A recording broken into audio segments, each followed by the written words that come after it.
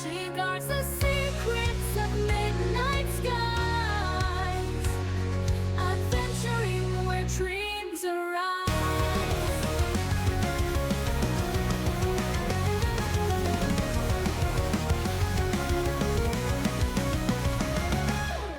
Frost on her wings like diamonds bright, she dances through the endless night. Whispers of old tales in her wake, serene the dawn she'll break. She weaves spells with every breath, a touch of magic defying death. Serena song in the coldest air, an ancient rhyme that finds us there.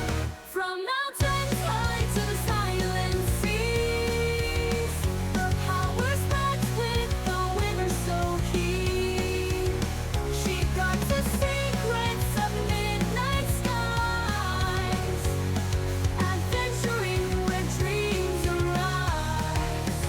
From mountains high to the silent seas, her power spreads with the winter's breeze. A cloak of snow she softly wears, Rena in twilight flares. A legend born of frozen tears, carved in silence through the years. Her story echoes in each break, serene and hard she'll stay.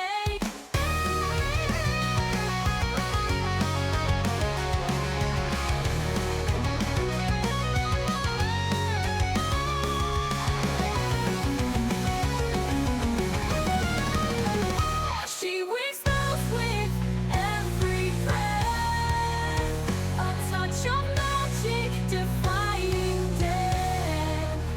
Serena song in the coldest air, an ancient rhyme that binds us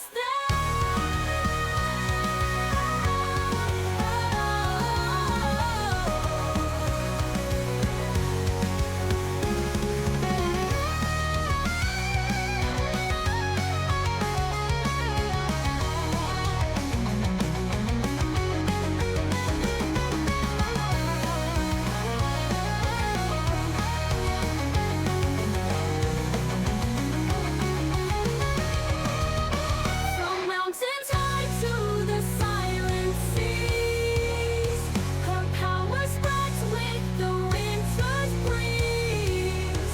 A cloak of snow she softly wears, an ancient rhyme that binds us there.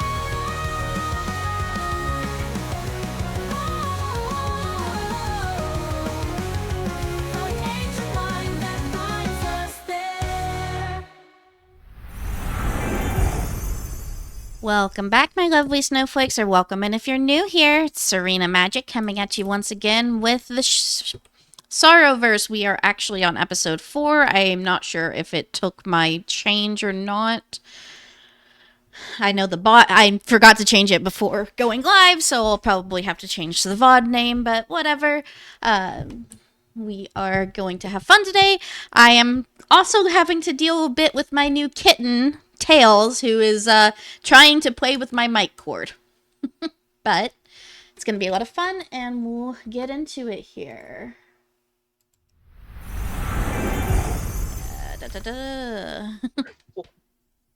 Cool. That's screenshots of all the little bits. So now I'm going to go out for a walk. Walking helps me focus.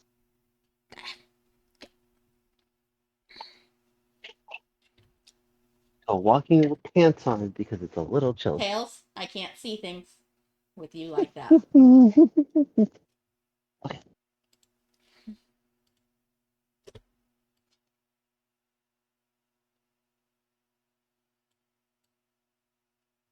All right. Who wants to do this week's recap?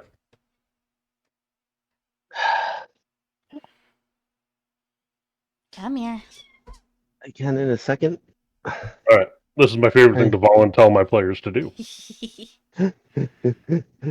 I just racking my brain on what we actually did last week and what was actually the week before. All right, because last week we had a mini session. Tails, please stop. Yeah, last week was the mini session. You're correct. Rex really is undead remember. said, When did we get a TTS bot? Just now. Today. Okay. You can actually even change the voice if you want to play with those settings that it uses for you. But it's also why I'm okay with going out for a walk. I don't have to pay attention to the screen. Wow. You hear that, Roman? He's comfortable going for a walk because he doesn't have to pay attention to you. Yeah, Yeah. feel free to mute it if you need to or whatever, too. That's the other reason I like the TTS bot is it allows people that want to hear it to be able to hear it, and those that don't can just mute it. Yeah, it's actually really sick.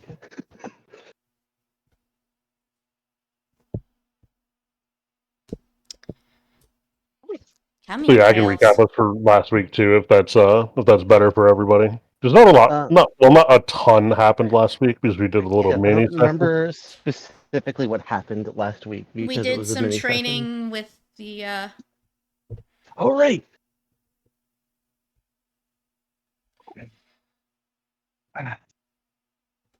I don't know, babe. I don't know which one you missed. Maybe the first one, probably, considering you're on the streak now, so.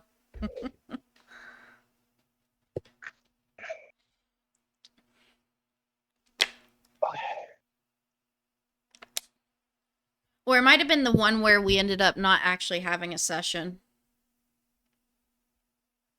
Because I did Maybe. go That might live have for been that, it. I just didn't publish the VOD. Oh. I mean, there wasn't really much to publish. So. Yeah, exactly.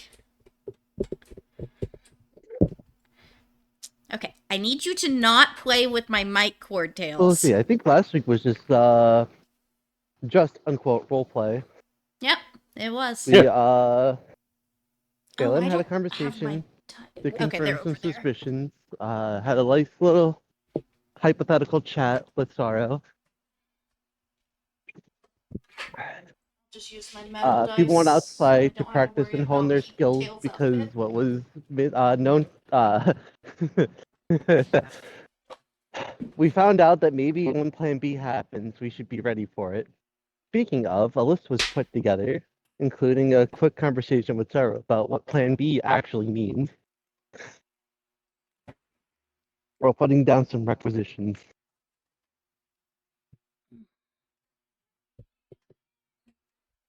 Yeah. Hey, what does Plan B actually look like? This is kind of what it looks like.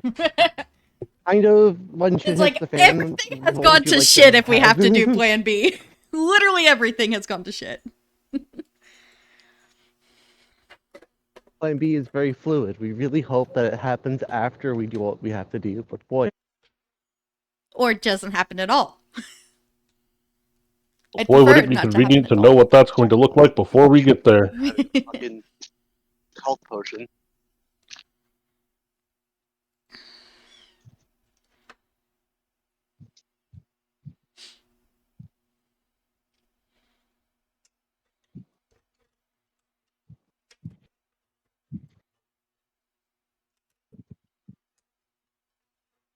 Quick training montage. Lots of people.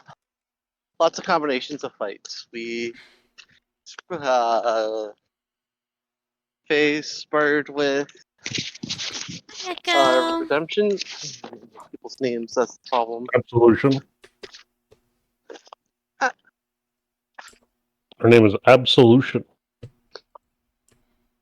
Oh, Very my close. headphones just cut out. Did they? What's up?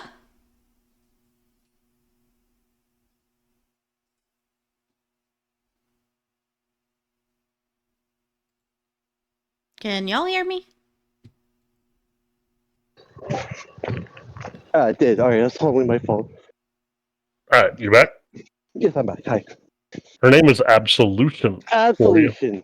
That's it. Thank you. Oh, my freaking cat muted my mic. Wonderful. Sure did.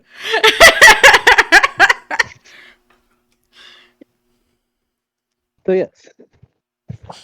Okay, and Absolution did some sparring. Okay, and the guard did some sparring. Absolution and her guard crush did some sparring.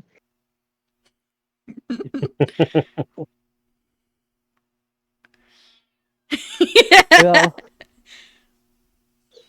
Yeah, cat-based technical issues. Yep. uh-huh. I'm from the internet. I'm here to help. No, we're talking about the other cat. I know. Don't to walk across your keyboard and muted her mic. That cat-based technological Yeah. issues. Hey, so the scuff for this session brought to you by Rena's new kitten. Yep. Yeah. A cute little blonde kitten named Tails. Because, of course, she named it Tails. Yep. Like, some kind of nerd. I think that's pretty much everything. We're all as geared up as we're going to be, except we haven't yet checked in with Sarah. Yeah. So, Or a couple more days pass after Yeah. all of the final requisitions are placed in. For any research you are doing during the interim over this time that we're skipping over, give me an investigation. No. Yeah, give me an investigation plus 10. Like, your normal bonus plus 10 to the roll. So that's For any Right. research you are continuing to do. you want a passive that's gonna be a investigation, is what you 33. Okay? want. What were you looking into? Please declare that to me first. Oh, right. Brain. What was I gonna be looking into? What's my investigation? Sorry, my brain is trying to think of what Absolution With would be 11? looking into. If anything at all. Was like, It could be she's just doing more training and just, yeah, she Kind of probably would taking just Rex do is some more undead training. said, I'm going to leave the research to the more educated among our party. Fair. Very fair. Okay. But yeah, any I'd of the probably more just do more educated- training because most of the information that Absolution would need would be from observation of the actual area rather than books. Right. Sorry, speaking of, Faye's going to look into architecture, especially architectural signs, things Mhm. that architects would use to denote their work in particular. For that local area. Yeah. Cool. To try and get some idea of how to discover hidden paths and such. Okay. That's a 21 for that. 10 plus 11. Plus your normal stuff. Yeah, and plus 1 normally. Okay. So, you don't get a whole ton of information on builder signs. Yeah. You get a couple of them that are really old that come from the old dynasty of elves that used to rule in that area. Right. But you don't find too much of the more modern stuff, Mhm. which would probably be the more useful one, considering that there have been renovations in the last 20 years. Yeah. And one more check I can think of that I want to do, Okay. which is just ceremony, just how things are run, especially how things in back of house are going to be run, especially when guests of honor arrive. Okay. So you're just looking for local greeting customs. Local greeting customs, what follows the feast, what preparations would have to be made, that kind of thing. Okay. And for that, I have 17 on. Oh, you cut out. Or did I think you cut said a 17 on a die. Yeah. 17? Yeah. Oh, that's great. 15 on the die plus 11 is 28. Oh, cool. You got your 28. Cool. Yeah, for this, that actually, because of the local customs, that a lot of the more recent lords of that area, kind of the local governors, have taken up the local traditions, which actually means treating immediate guests, like the second they kind of enter the hall, to water, because it's a deserted area, it's a very arid area.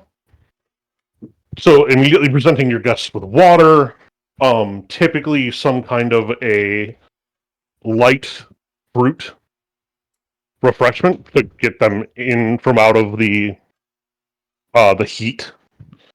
Essentially, would be customary. And essentially, what you bring to the host as a kind of more standard gift Hey. is like a small trinket of some kind that you'd find in the market. No. It doesn't have to be expensive, it just has to be something that it's like, hey, this would be from the local market, which means you're supporting their local populace. And they're giving you the gift of refreshment from the heat.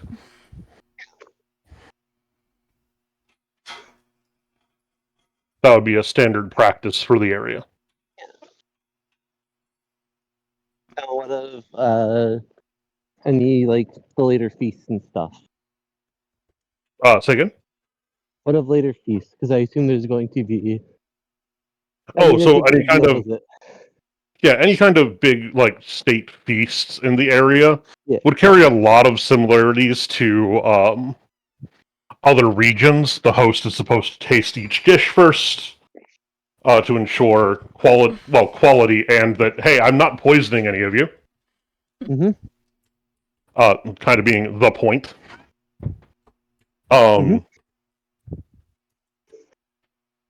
And just a lot of it comes down to where people are positioned.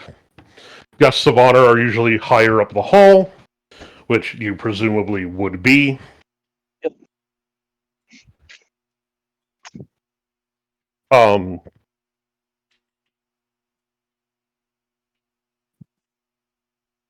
There are... With a 28, you would also get to know that usually when there's any kind of big state visitor, it is actually a really big affair where they'd call in all of the local nobility. So you could expect feasts of hundreds of people would kind of be the norm. Because they're just kind of looking for any excuse to, bring everybody together and eat. Absolutely. Kind of and that's Phelan. That's the local kind of the local culture. There is like any excuse to bring as many people together as possible to stuff their faces. Yep. Phelan marks this down. Marks doubly underlines the taste test thing. Big fucking circles around any excuse to bring everybody together. Yeah. Okay, here's an in, that's an out. Oh no. Yeah, for sure. Great. I think we're specifically ordered to poison the flask, but if it comes down to it, whatever gets the job done. Right, exactly. All right. Oh, also that vial containing the preferred method has already been given to Absolution. By the way, Rena, you are muted if you didn't know. God, he did it again. That's actually why I made sure you knew. I gotta watch that. Apparently. What's funny is I will still come through the stream because I use separate microphones for Discord and my stream, A, and B, Beautiful. Yeah, but I wasn't listening to your stream. I just noticed it when I was looking at Discord.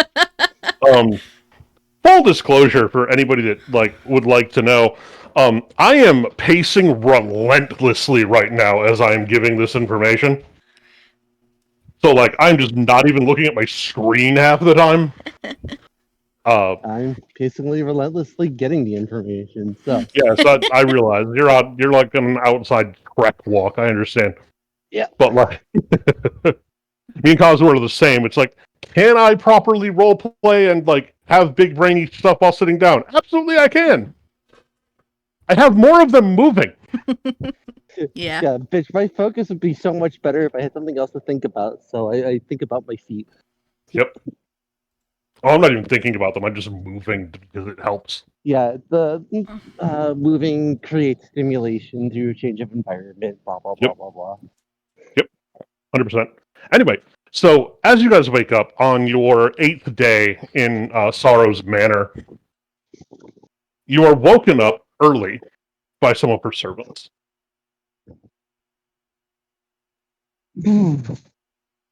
Like, this is before dawn. I feel like that's pretty usual for absolution. Yeah, lucky. They did her meditation earlier in the night.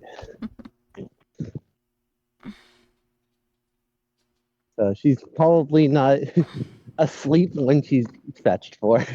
Yeah. She's probably also not like expecting to be Bothered yet? still jump scared a little bit. You are very, like, it's very gently woken up and just like, hey, Mr. Sorrow would like to see you, and to send you off for the day. For the day, please come down when you are dressed. If you require assistance, let us know. Is essentially what all of you are getting at the same time. Okay. Absolution, want to give a bow? I'll be right down. I do ask for help in getting dressed quicker. Okay. What about for Sparrow?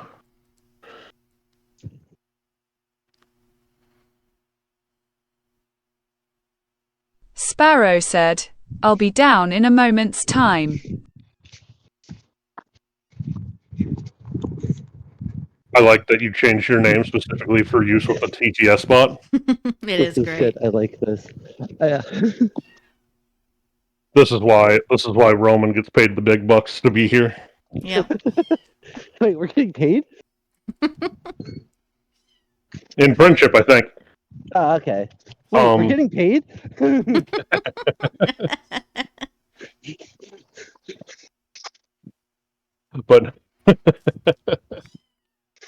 But no, so when you all get down there, I'm getting paid in pizza and soda.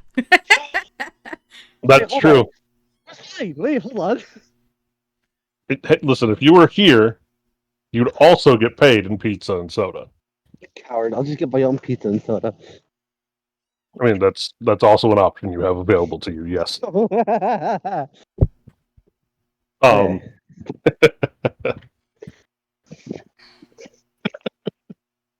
All right.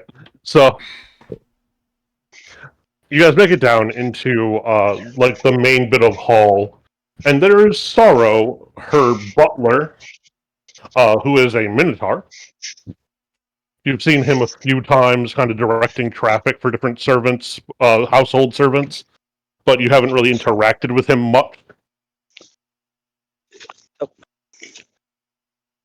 But he is a hulking presence in the room, towering over even Sir Stefan Stavro, who is a tall man in his own right. And Sorrow is standing there with a bunch of different things for equipment, and a bunch of smaller packages as well. Hey, question. Yes. Were we briefed about how we were going to arrive, or is it not yet been decided divulged to us? You will be given appropriate mounts at a determined place. Yeah, are we arriving Okay, as hold it. state guests, or do we not know Yes. that? That was part of what you were briefed with. Yeah. Okay, great. It'd Then be like on a state visit, for me. yes, great. And, with that knowledge, when Faye comes down, she looks like a fucking bombshell. We're flaunting the 18 charisma. Nice. No, so as you guys get down there, Sorrow gives you each a nod and then looks at Phelan, smiles, and says, "Aren't you a gem?" Well, I have good looks. May as well put them to some use.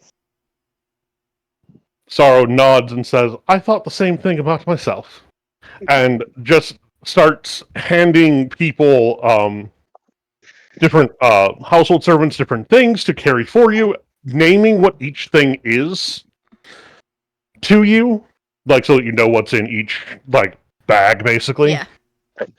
But there are some smaller bundles that she hands to each of the three of you individually, and says, "This is a bread that I had made specifically for the three of you," and hands you each one.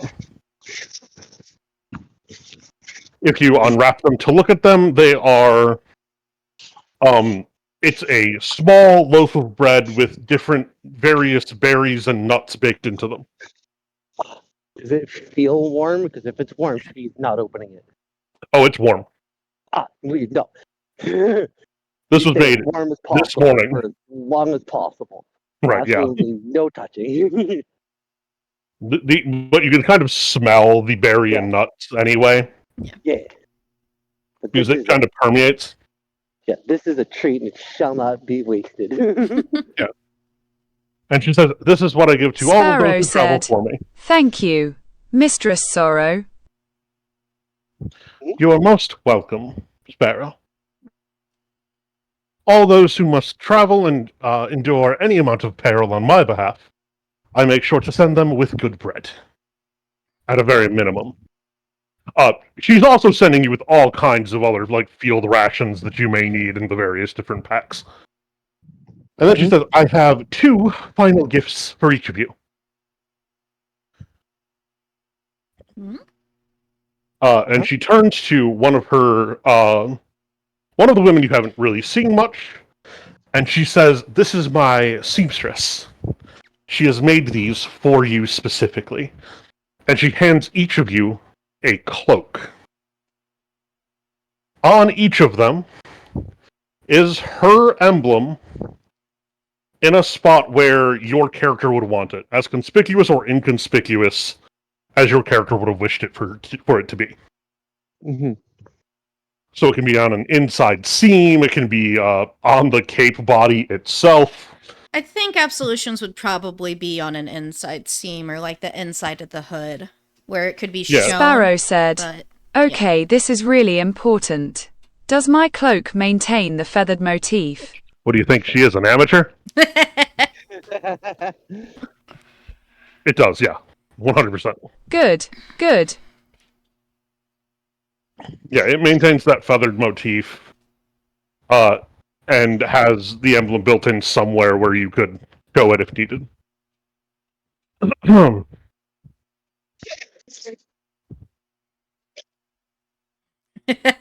a scale of 1 to Edna mode, how good is the seamstress? Is what Sully asks. Oh, her and Edma mode would have a great time with each other. I was thinking where I would want this motif because, like, the spy in me, like the player is like, bro, just like a part of the scene. But like, what does Faye want?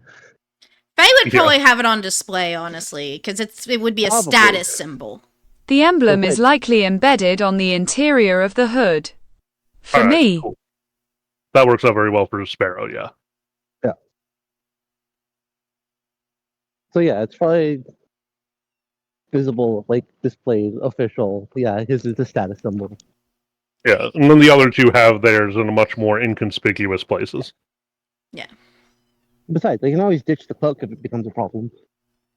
Sad though it might be, and I'll definitely try to recover it if I must. Yeah. No, and just to clarify this up a little bit, Sorrow doesn't really maintain anybody second rate as somebody that she goes to for anything important. But another thing you notice when you put on the cloaks is that the temperature in the room seems to adjust to whatever you would find most comfortable. Oh, very nice. It is a cloak that maintains a comfortable environment for the wearer. The sneaky trick for traveling a desert. Or the frosty, frigid mountains in the north. Yeah. Or in any uncomfortable tavern with too many people. Yeah. This is most generous of you, Mistress Sorrow. It is but one of two. second gift. Follow me. And she directs you out to the room where you would have gained your slippers for the interior and left your boots. Sat up for each of you is a new pair of boots or shoes to your character's preference. But these are obviously made for traveling. Yeah.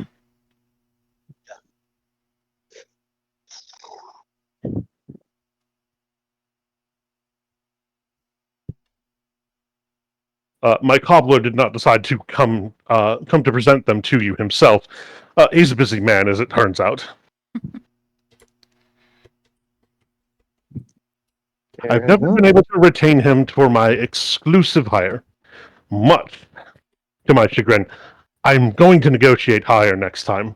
Eventually, I'll get him. Okay, not the mic cord. The other cord is also not great, but especially not that one. Yeah.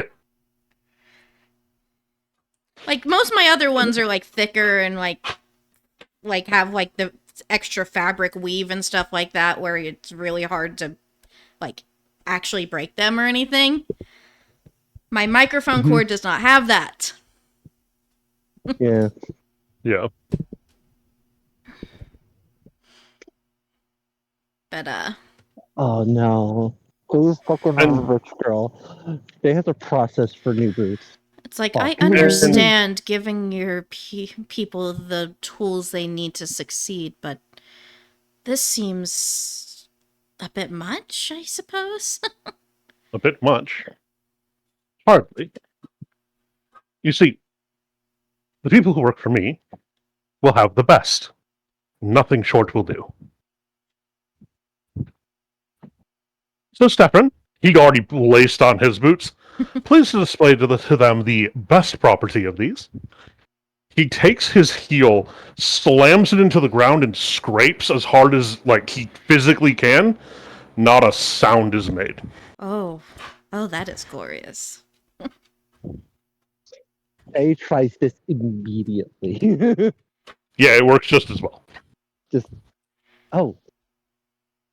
Goodness. It's like not that freaking absolution stuff's made hardly any sound anyway, but Right. Having boots that are kind of enchanted to definitely take away that sound is really extra good. So the mechanical benefit of these also is a +1 to stealth checks that rely on silent movement. Yep.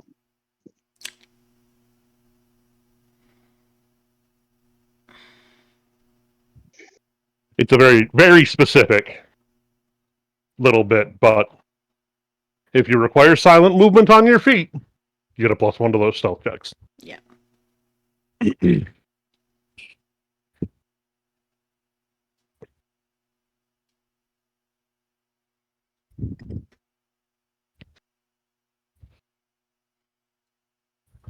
God, now I'm imagining Edna Mode and this fucking seamstress having a dinner date.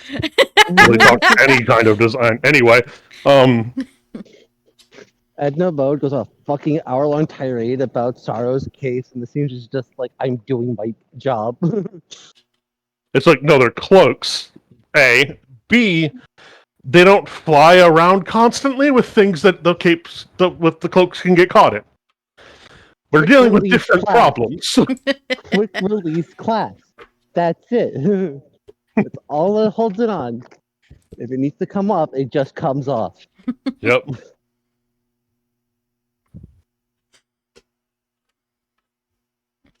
But Yeah, her and Edna would have a great time. Yeah. Or they would immediately start competing because they're both that bitch. But Yeah. one of these two things happens. I'm not sure. Somebody's going to invent some kind of fabric that holds a gun. but yep.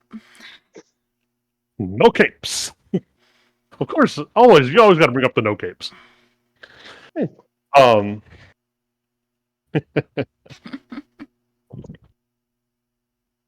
But with that, Sorrow looks to all of you, gives you all a bow, and says, "And with that, I leave you in the care of my 2 most trusted men, and a couple of others who work for me to get everything to where you need to go." And she gives a very slight curtsy to you all and says, "Safe travels, and may I see you again soon."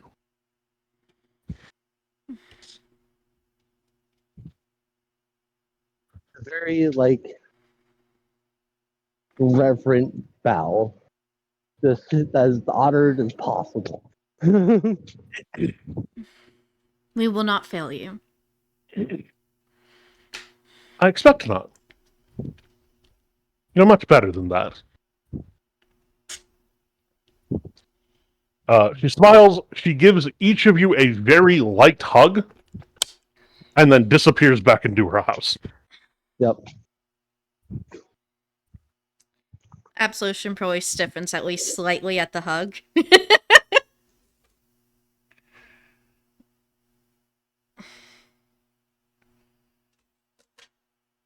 So Stefan kind of just looks at you all, says, "You ready?" As I'll let her be. Let's do this.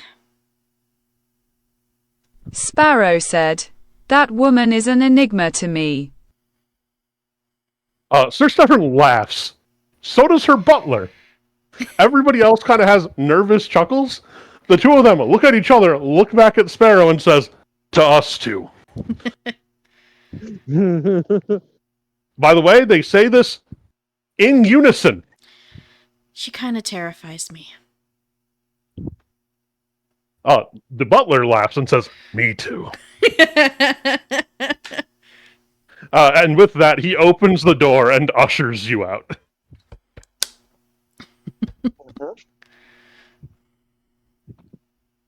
We're going by horse this time? Once we reach the gates, I'm sure. Yeah. I was trying to plan when I have the panic attack.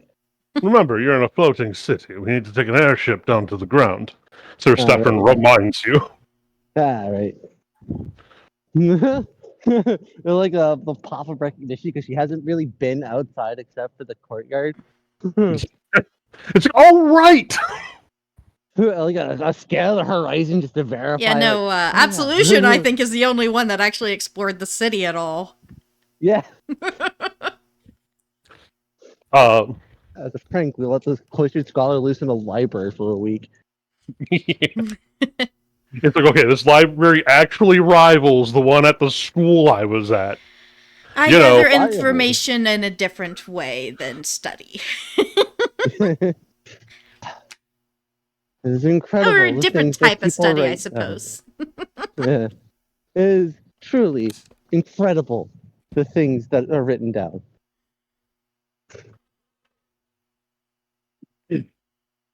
Yes, but words can lie, actions can do not.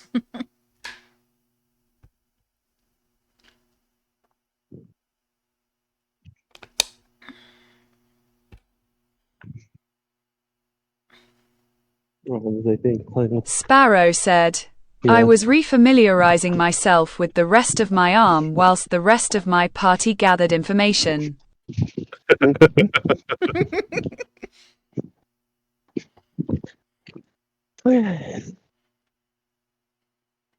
So, to an airship then. Well, the airship.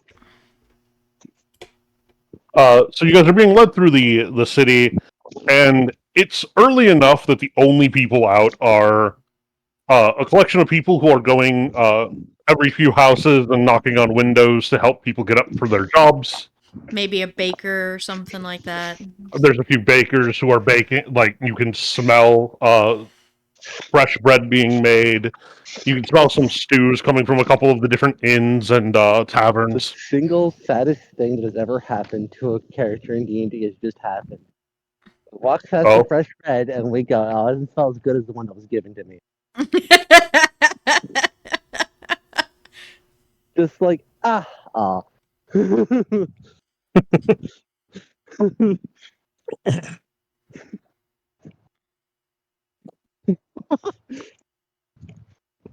It's hard to beat food you find at Sorrow's house. It's hard to beat a personal gift.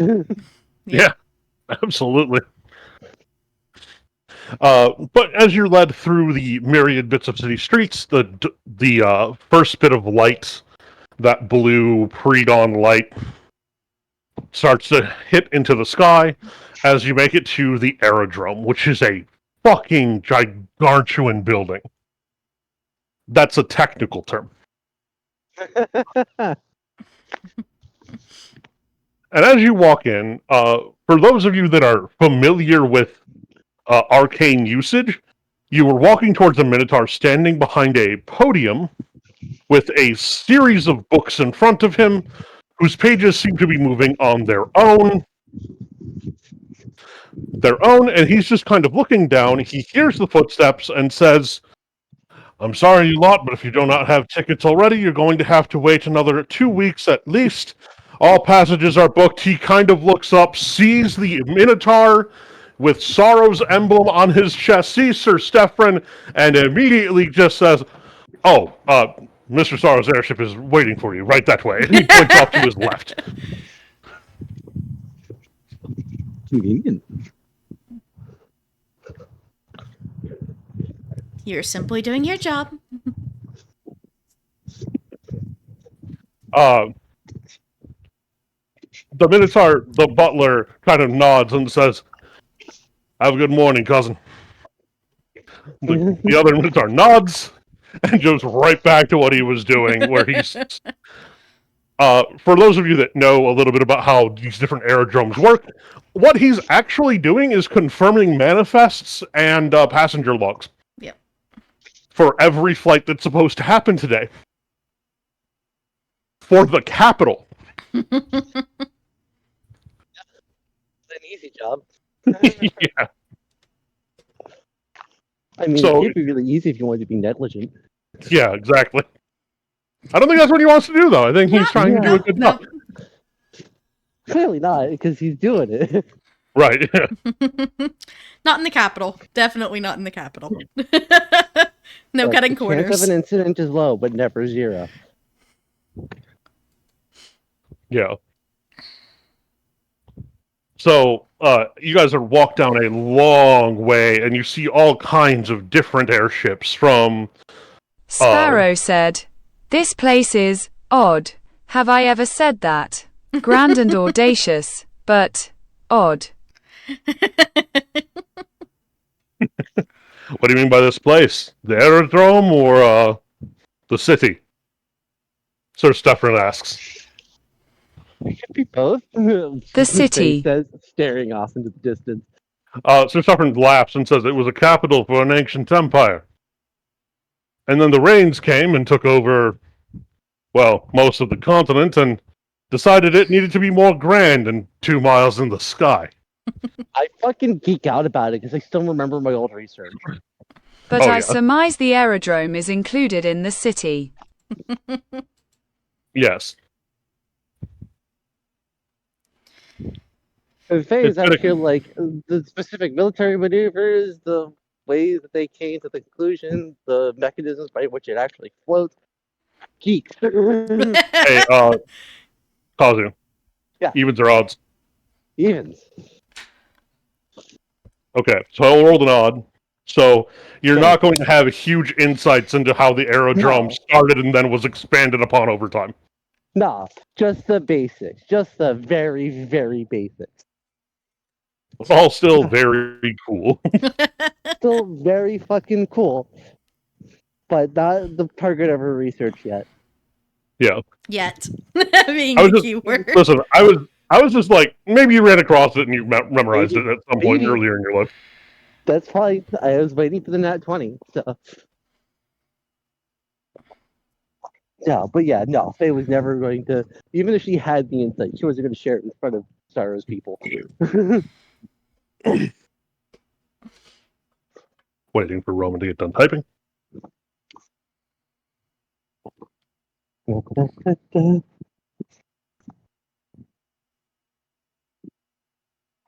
Sparrow said, "I've seen ancient places before. Shocking how they're able to maintain themselves so well, through the ages. Empires fall and rise, people die and fade, only to be ink on paper or were. DS from mouth, and here stands the place they lived. It's comforting. You get nods from both Sorrow's butler and from Sir Stefan. It takes a phenomenal amount of work to keep an ancient place here. But anyway, so as you guys are going down this line, you see some massive ones that look like they're made for cargo. You see some sleeker ones that are made for passenger transport, and everything in between. Things that are made for combinations, things that are made for specific airlift.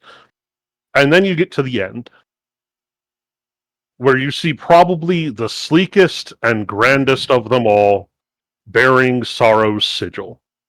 That tracks. It's reminiscent of a bird of prey on the wing.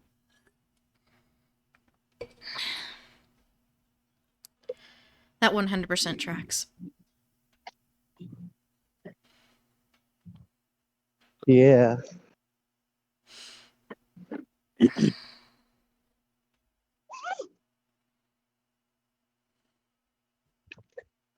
I know. Right. Lovely. Shouldn't have expected anything less. I didn't, actually. Sparrow said, "Ha," and gives an ironic chuckle.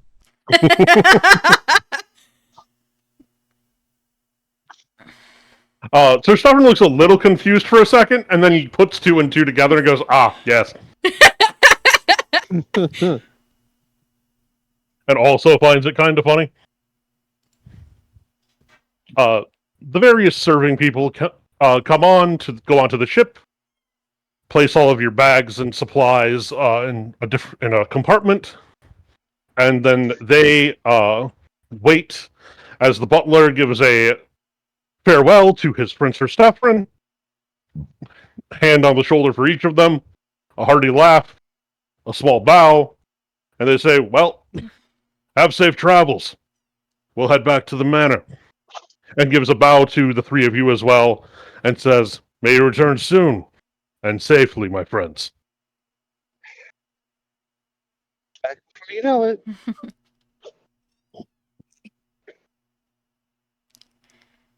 He smiles at the back before you know it and says, "No, I'll know you're back before you do."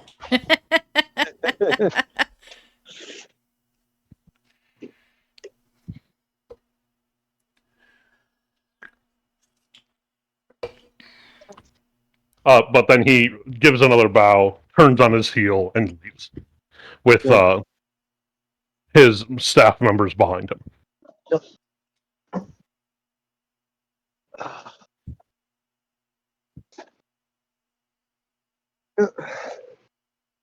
Great. Well, this is it then.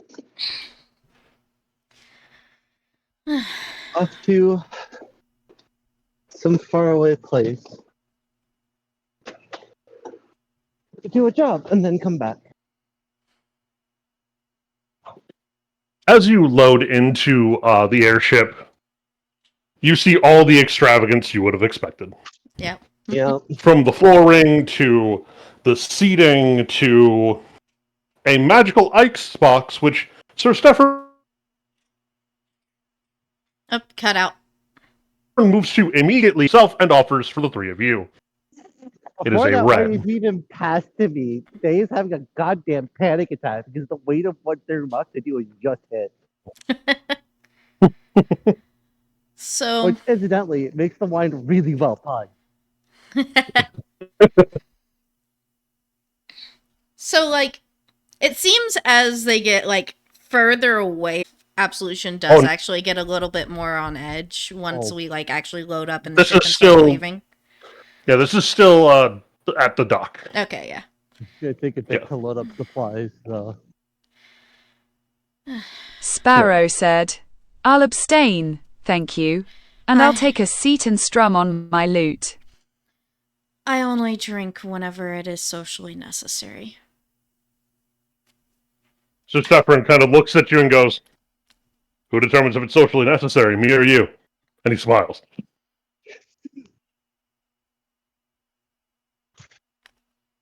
Arrow hitting with the go on then. I do not like to impair my thoughts.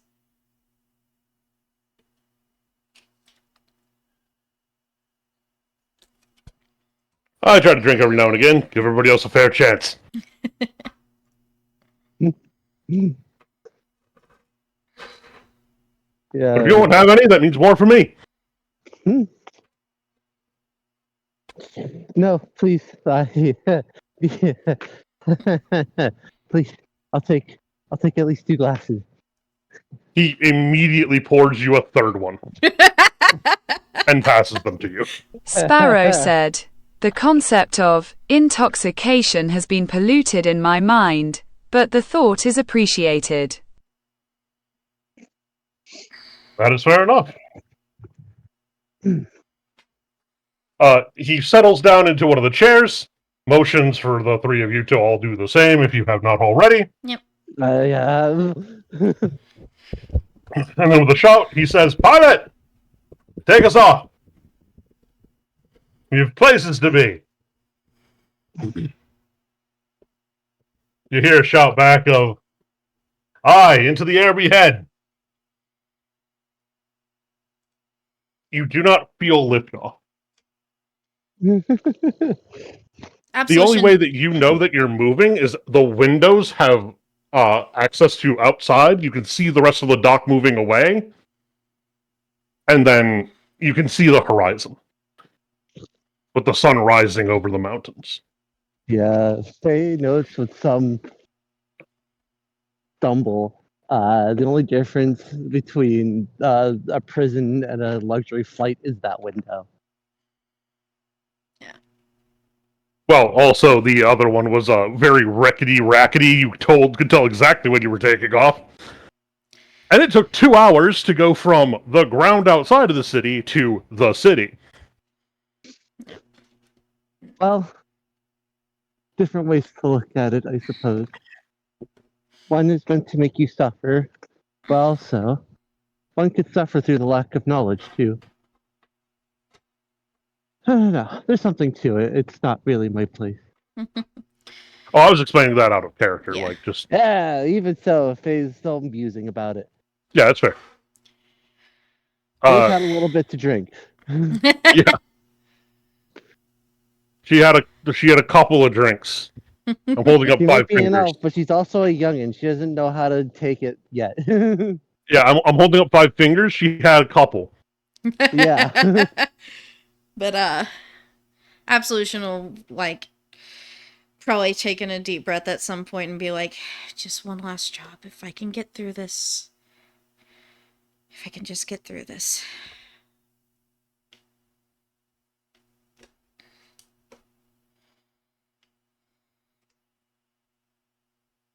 So within half an hour, you're over the mountains hmm and past them.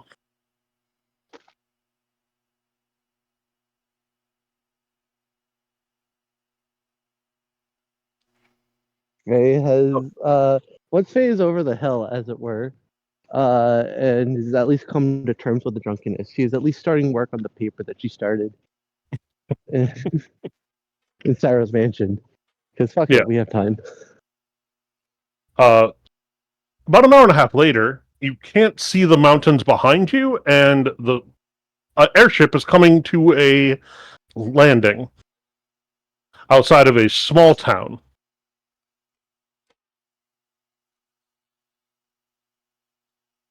Sir Stefan, who drank the rest of the bottle of the wine, hops immediately to his feet upon landing, which you barely feel. Mhm. Says, "All right, For the first scorpion. this is your guys' stop. And enjoy your lurk. I'll go into the Snapped town with out you to of get you the- your mounts." Head snapped away from the 5-6 papers she had out to organize her thoughts. Huh? Oh, we're here. Good. And she hastens Sparrow puts the papers said, back together. "Already?" Yeah, Yeah. you saved 3 days of a trip. There's a very, very silent underbreath damn, and then the closing of the book to hold all the papers together. Gods, this thing is fast. The fastest airship ever built. Only the best for sorrow, it seems. Her entire life, she's been this way.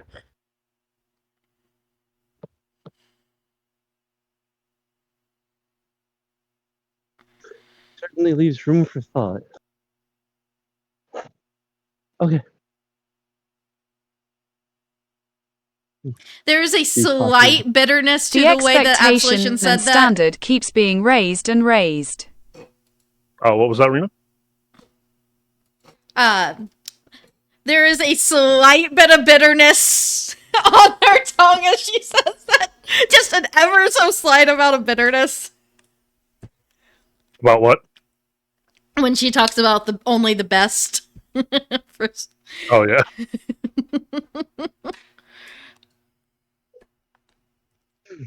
As to the expectations and standards keep being raised and raised, so Stefan just kind of laughs and says, "You've not seen a damn thing yet, kid."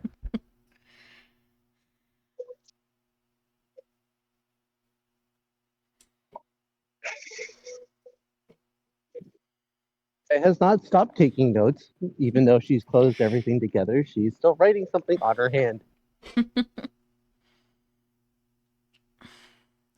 It is currently ungloved, but as soon as they get into public eye, the notes and hand will be hidden.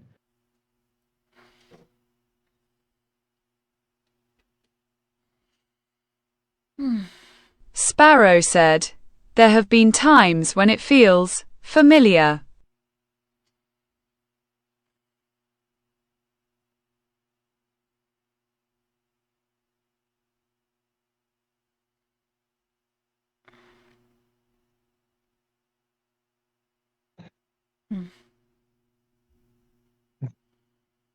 Right.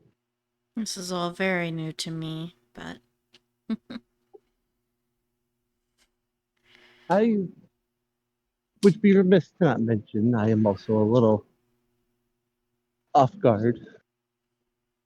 Not yet taken aback, but certainly not in my element. Still, some professionalism. But we have a job to do, so I guess idling in comfort is not the best. And I'll stand to prepare to disembark.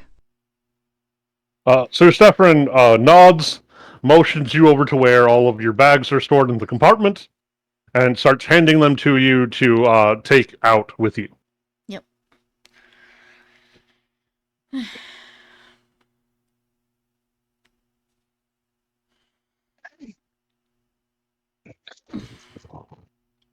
Just, yeah, I'll help however I can. Yeah, I'll take what I can. And he grabs several bits himself and starts walking out into the daylight towards the small gate for this small town. Okay. Plus, I missed both sunrises while I was knee deep in research. Shame. Anyway. Upon exiting the airship, Absolution probably seems a slight bit more alert to everything around her. Paying closer attention to who's where and what.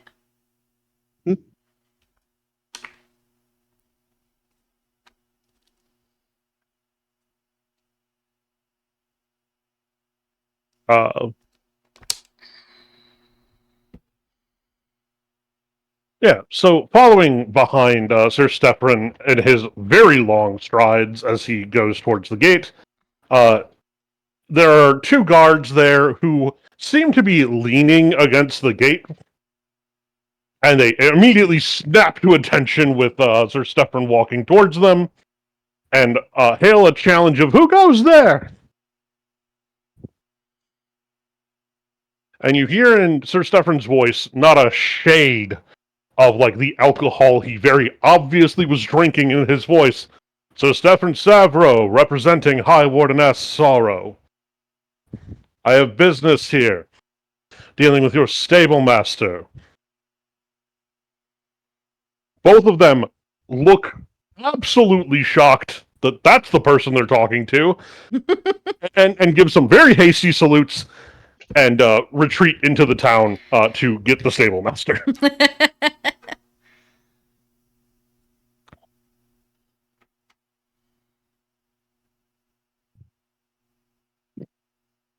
Lord, they carry such power even out here.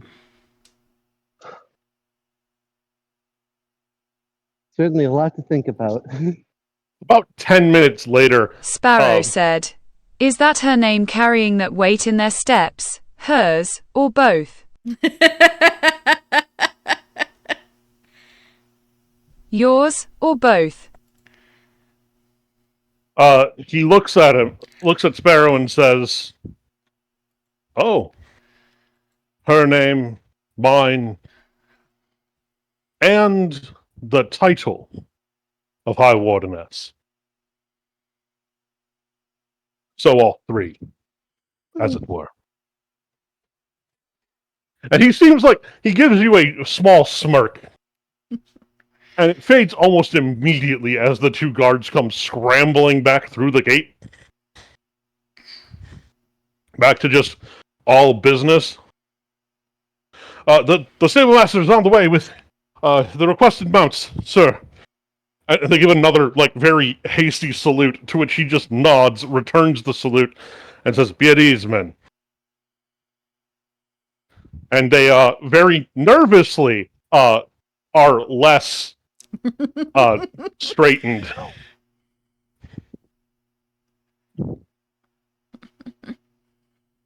A few minutes after this, you see a man leading 3 beautiful horses through the gate. This is the thing that makes Phelan do an eye roll.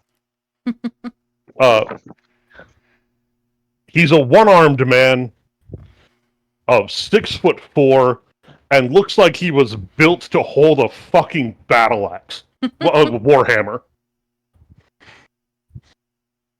It looks like that's what he's made for. But he's leading these horses with all the tender care of a man who has found his true passion. Sparrow said, "Something wrong? I'll ask Faye." No, everything is a little too right, that's all.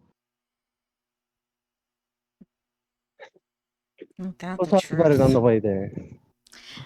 The stable master is stone-faced. Oh, go ahead. I'm going to wait for Roman to do their thing. Yeah. By the way, Absolution absolutely does mutter under her breath, "Ain't that the truth?"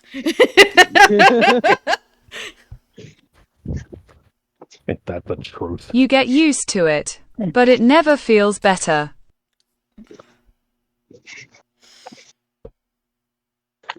Yeah, we will have a long time to chat, and I intend to use some of it. The man seems to be eyeballing Sir Stefan, almost confrontationally.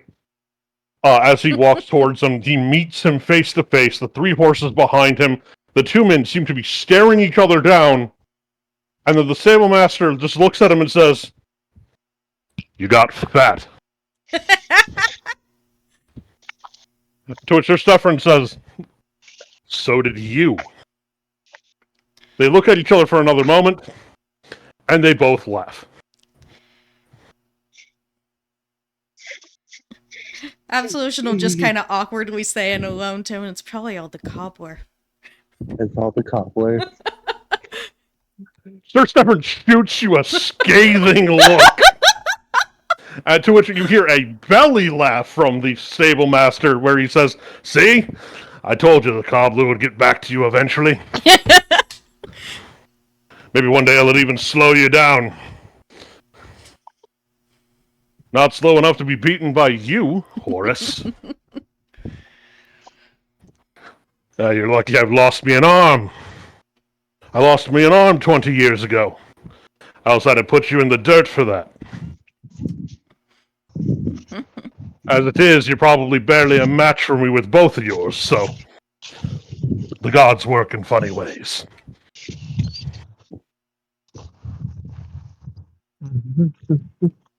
Sparrow said, Horus,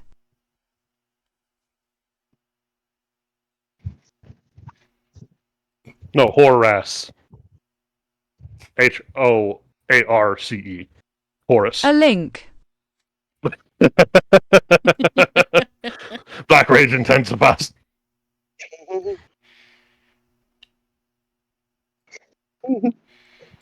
But no, as in Horace Slughorn, Horace. Not Horus, as in Horus from the Horus Heresy in 40k. Two very different people. Very Are different. they? Are they though? Really? Yes. Yes. Extremely. I feel like there might be stuff you're leading at anyway. Anyway, But no, back on subject. But he's leading these three very beautiful horses over to you guys after clapping his very apparently old friend on the shoulder as they both walk back toward you. Horus, my companions. The Lady Phelan, the Lady Absolution, and the Lord Sparrow. Despite knowing, Faith still is taken aback. Horus gives you all a bow and says it is my pleasure to provide the mounts for you. I hope they are to your liking. A very polite nod and a thank you. Didn't want to part with these three. Hard to say no to Sorrow, though. Hard to say no to the bags of coin she offered, actually. Oh. I can tell her no all day, every day if I needed to. Those bags of coin, though, I like those. They allow me to live my peaceful life of raising horses. Sparrow said, I'll put a hand to my heart and give a full head nod, in quite an experienced and practiced courtly manner.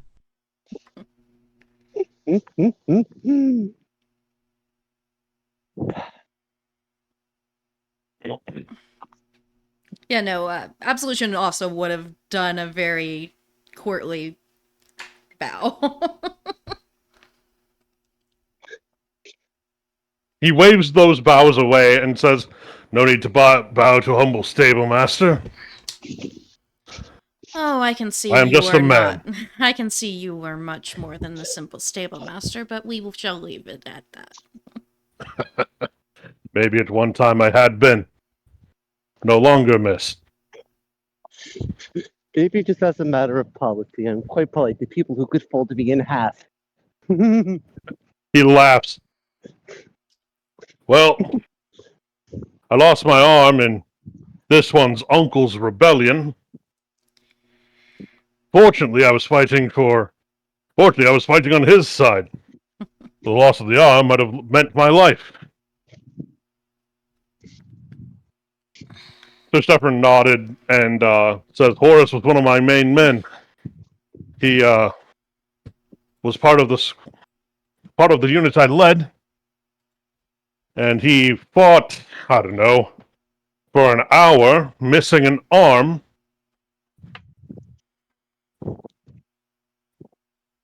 Horus shrugged. I was too angry to remember any of it. By the time it was over, I'd lost so much blood that I went from fighting to lying on a mat in a healer's tent some days later. Not sure what happened in between. But the loss of the arm is the blessing in my life. Now I raise horses. Beautiful, magnificent beasts. And he takes his one remaining arm and places it on one of the horse's necks and gives it a rub. Truly, the gods work in mysterious ways after all. Truly. For if I'd kept the second arm, I might have become a knight. And now, instead of knowing for this one for his might, valor, and skill, you'd know of me. And he smiles, knowing it isn't true. It's a friendly boast.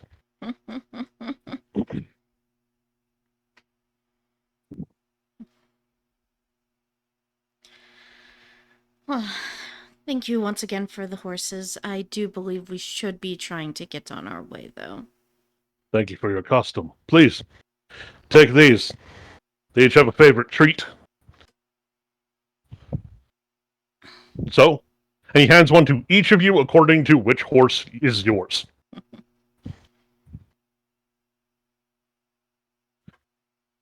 Give them a treat now and again. And he goes around to each one of them, gives them a pat, and then walks back towards the small town.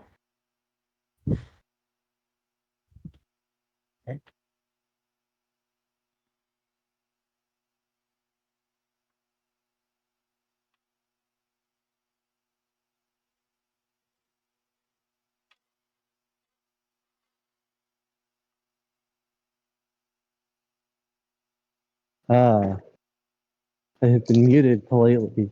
Fantastic. I have to stop and think if Jay has had experience with horses. Didn't write all 26 years of backstory. It might have happened. Yeah, likely.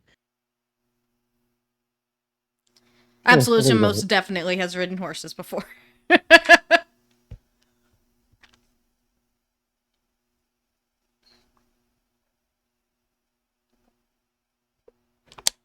Sir Stafford, after Horace makes his way back through the gates, will look to the three of you and say, well, I must be on my way. I have my own task ahead of me. May the roads find you safely to where you must go.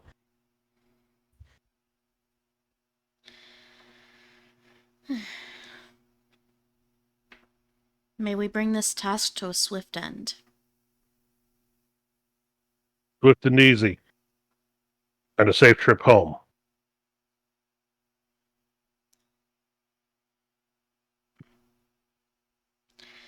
Lords, we can only hope. And with that, he walks his own way back into the airship. And before the door closes, you can see him opening more wine. So, Sparrow said, sorry. May your journey back be as comforting as the one here. Well, I'm not going back right away. Again, as I said, I have my own task to attend to. But hopefully that'll be just as comfortable. And as he pulls the wine out from the thing, he holds the bottle up to all of you, pops the cork, and drinks straight out of it. At the mention of the word home, Absolution will kind of like mouth the word, slight bit of pondering on her face.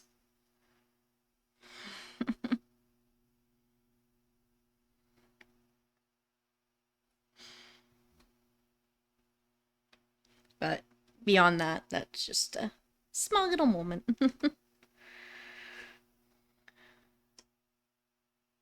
As you mount up, you get a feel that each of the horses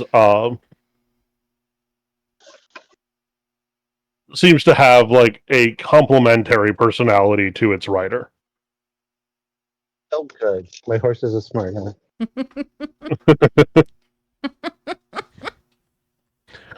And they know exactly how to respond to different uses of reins and knees and, commands. They seem perfectly comfortable. Probably going to see if Faye has horse experience or if she has to be taught. Just Give me an animal handling check. oh yeah, that's we do have that as a thing, don't we? Yep. And I'm conveniently back home. I can do animal handling. All right. Oh, good. I'm just gonna go ahead and say no. I'm just gonna say no. No. Absolute Four. Shin will see her fumbling You said around 4. and just kind of You shake fall her off head. trying to get into the saddle. Right. Absolution will just kind of like see her fumbling around and just shake her head and start giving instruction and helping her onto the board. Lord, you child. I'm sorry. I've been, The horse giving Faye the bombastic side eye of, you know what you're doing? no.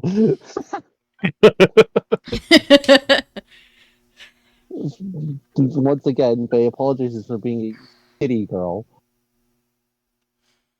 I mean, Touch what's grass, to be yeah. expected? You're but a child. Yeah.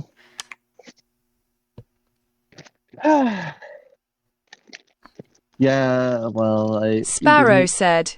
Wait, so they were pre-saddled and such already, right? Yes.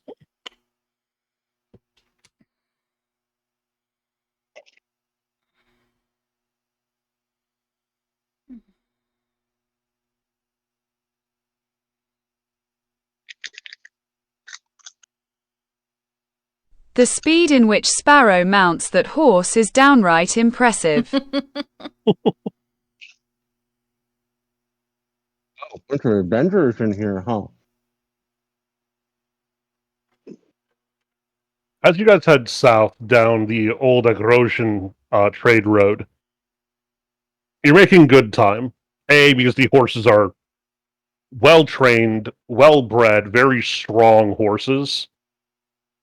And B, because the road actually helps them along too, because it is an easy walking surface. Yep.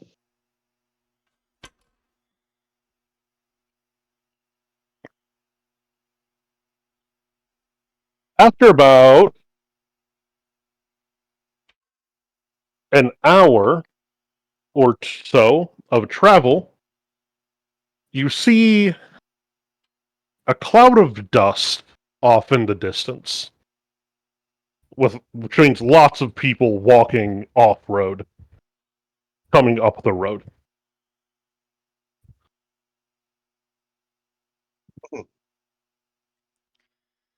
Absolution would probably pause and try to get a closer look, see what exactly was coming, try to listen, see like if there was anything odd about the Yeah, air. give me a perception check. We'll see what your elf eyes see. 21. Cool.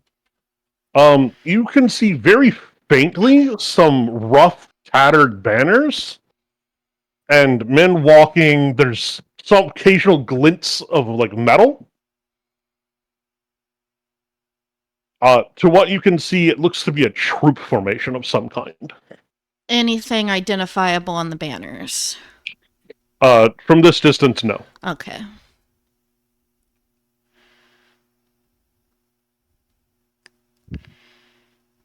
I would probably start still cautiously approaching towards the area, just kind of leaving kind of a wider berth.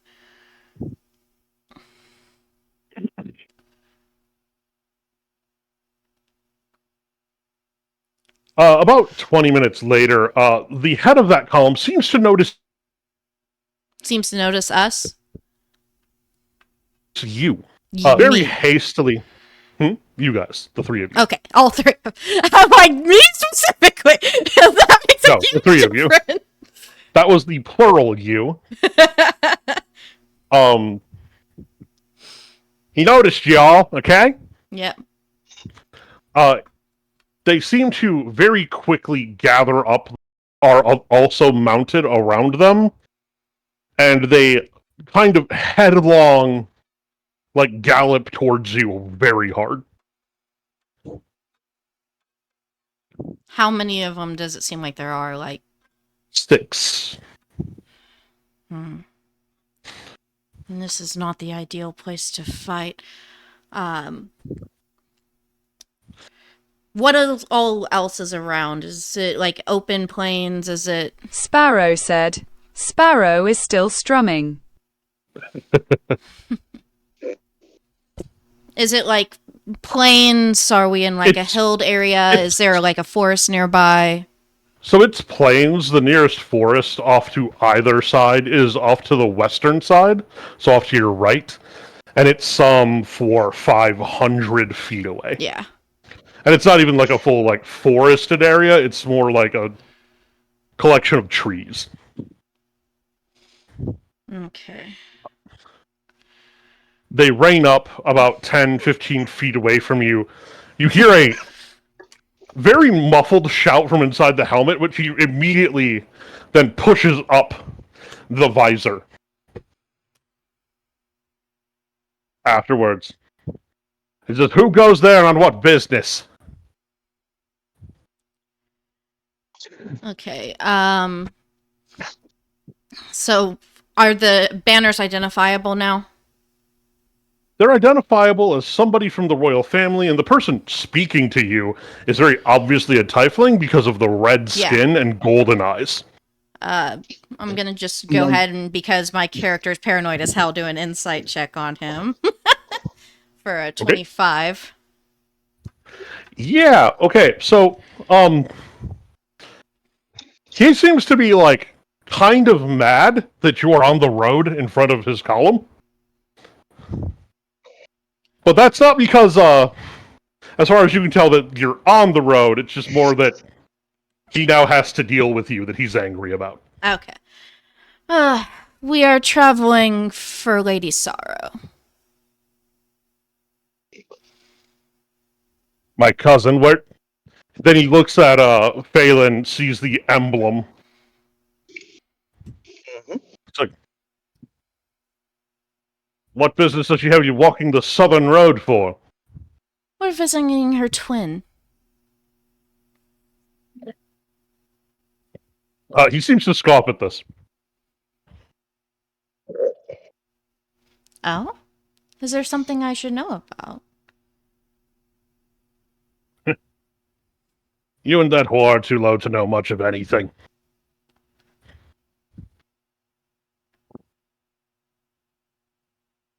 But if that's where you're headed...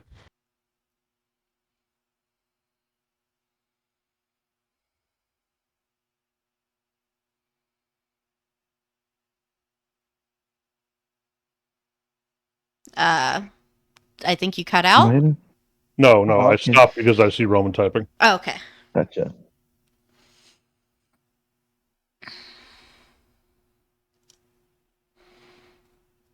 Sparrow said, "I'll stop strumming and raise my eyes to meet theirs now, just staring through the mask."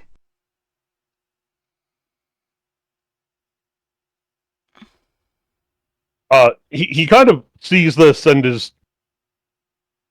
seems kind of put off and says, "Who do you think you're looking at that way, creature?" He hesitates before saying creature, because he can't quite identify male or female through the mask and the cloak.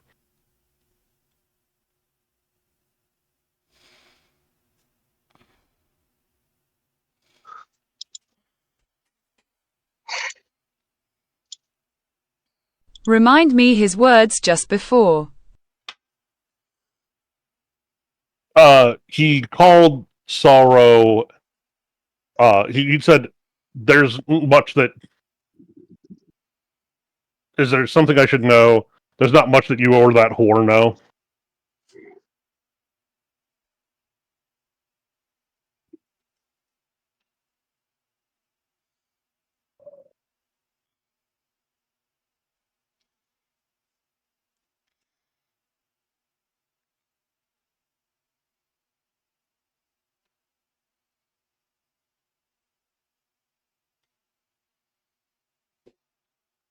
Did it seem like he was talking about Sorrow when he said whore, or... He said you and, like, speaking to you, said you and that whore when talking to you, so presumably talking about Sorrow. Okay. It's kind of like a cocked eyebrow, like, wow, interesting thing to say about her. But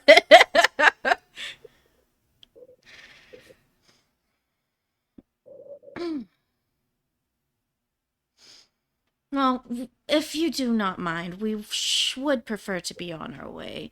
We're expected.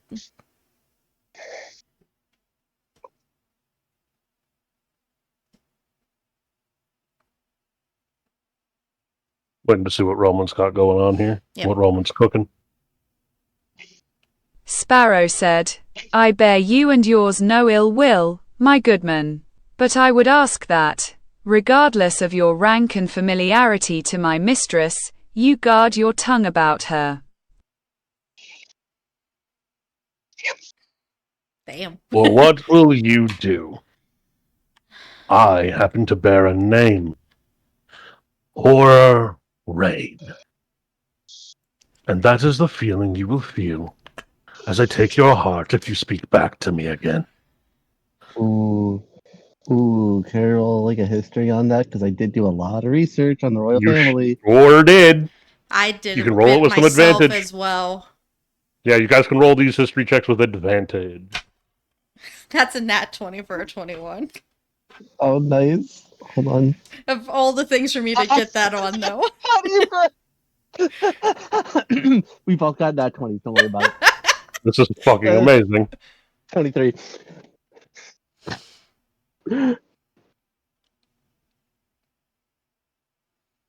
See, we did a lot of research.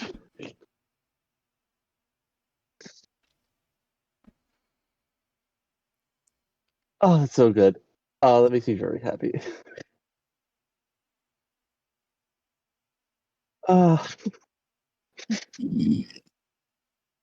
This is why I love D&D gamers.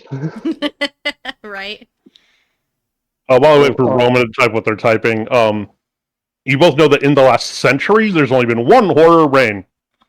So you know which one this is. Sparrow said, The stare remains for a moment, but I lower my gaze, and there is a nod of acknowledgement notably devoid of terror or apprehension, but I do acquiesce. All right. The other two who rolled their nat 20 history checks know that there's only been one horror reign in the last 100 years, so you know exactly who you're dealing with.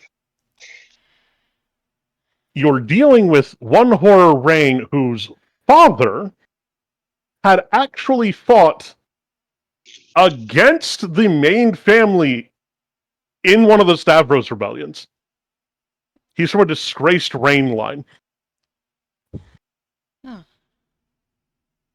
And that he's been serving Joy Reign, presumably in an attempt to get back into good standing with, glory. Yeah.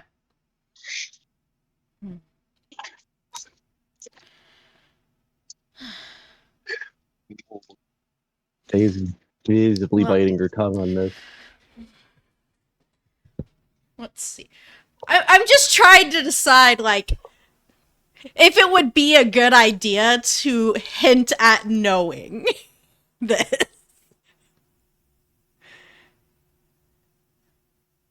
That's up to you.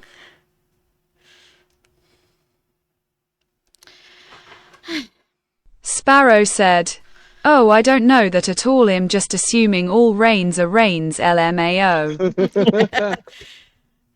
Oh yeah, I know you don't know. Party members, all of your party members, while you're talking, have a glint of recognition. We're both like hiding a very obvious secret between each Well, other. if you are not to bother us any longer, I think we should go try to talk to your master.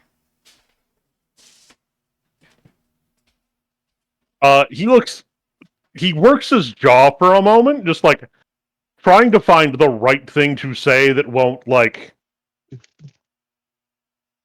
denigrate who he's been working for, while also rejecting the fact that he has a master.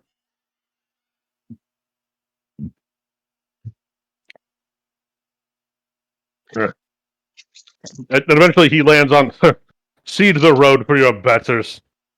Let me and my men pass, and I'll do my best to forget this interaction.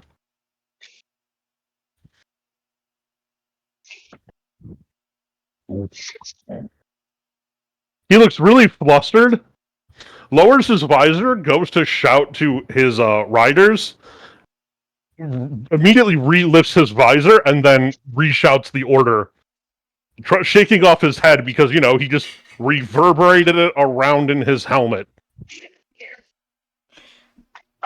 And since stream couldn't hear that, I said, Just it's giving the order already of move forgotten. Sparrow said, I go right back to strumming. Absolution Oh, kind of man, that has a pisses him little off. bit of a shit-eating grin on her face as she He just looks more rides flustered, away. wheels his horse, and goes back to order the continued march for the marching column of men. Flustered As men. the marching column makes its way past all of you, you can see that it's a tattered, ragtag group of about 2,000. And it looks like most of them have been forcibly conscripted. You see everything from old men to young boys. Almost none of them are well equipped.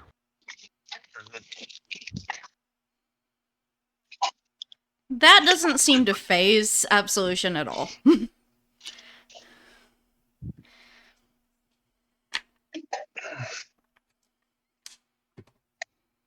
Now,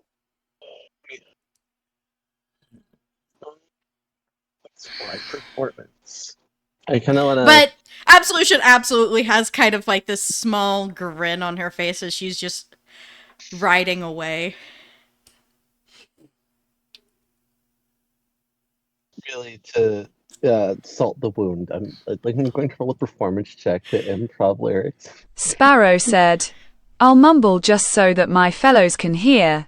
If they go to fight, they go to their deaths with such a force. Yeah. Yeah. Hey, Mario. Most of them know that Yeah. as well. A dirty 20 for mocking lyrics. about Horror. About horror rain. is it very obviously about horror rain, or is it kind of like funny, but being innuendo? subtle. Very Okay. subtle.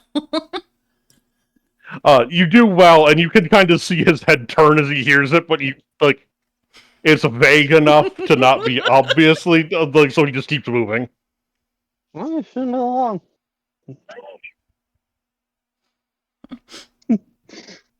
But yeah. Most of them that are there know it too, but it's not like they have much choice.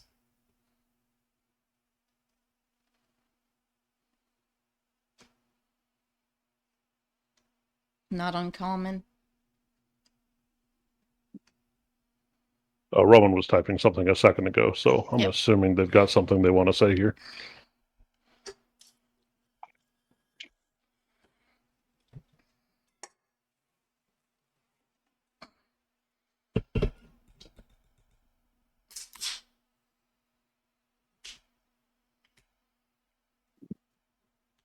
I don't actually know. I don't know if the bot would translate what I'm trying to say technically, but I know some of you motherfuckers here will get this joke I was going to make.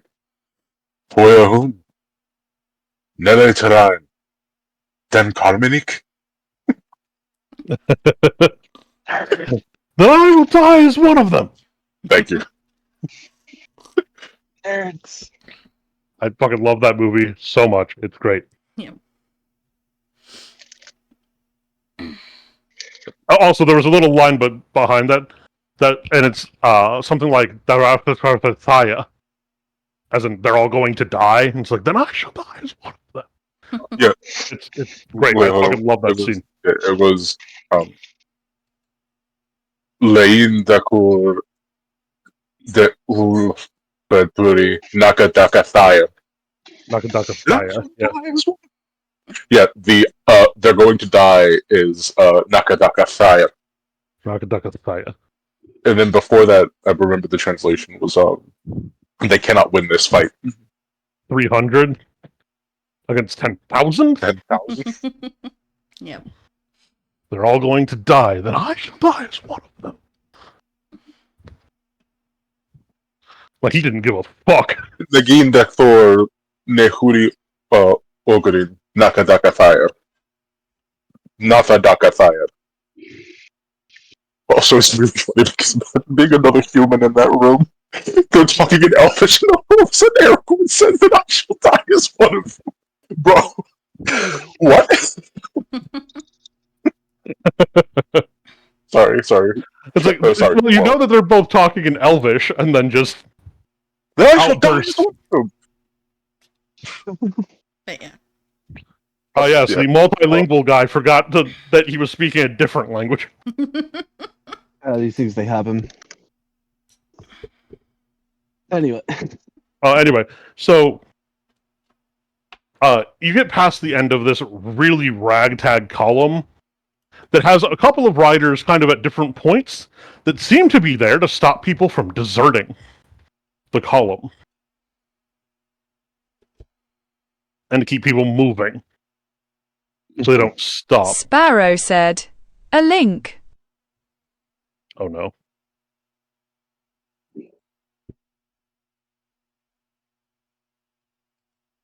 Oh, that's just the other humans in the room. Yeah. Yeah. Me when Aragorn suddenly shouts, "Then I shall die as one of them." Yep.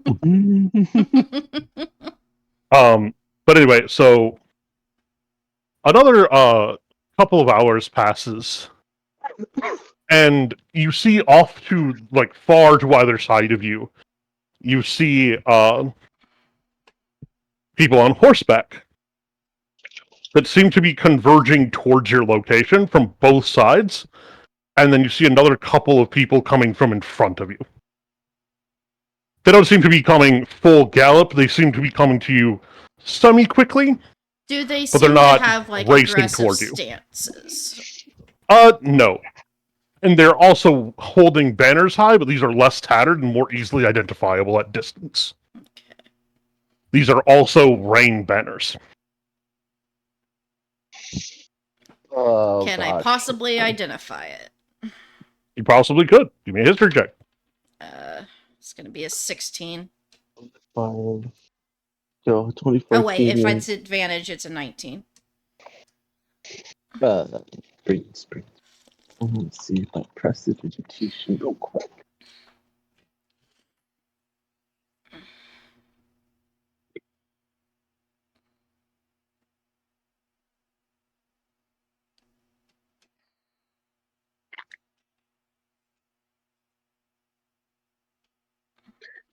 Sorry, I kind of want it to work. That's okay.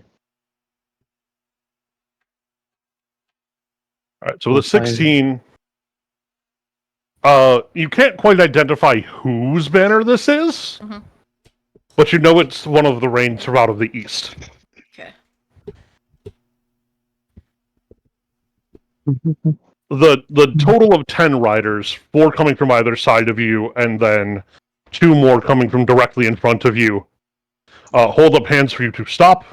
They stop a good 20 feet away from you in a very measured sort of way, but they've got you surrounded, kind of in a loose formation.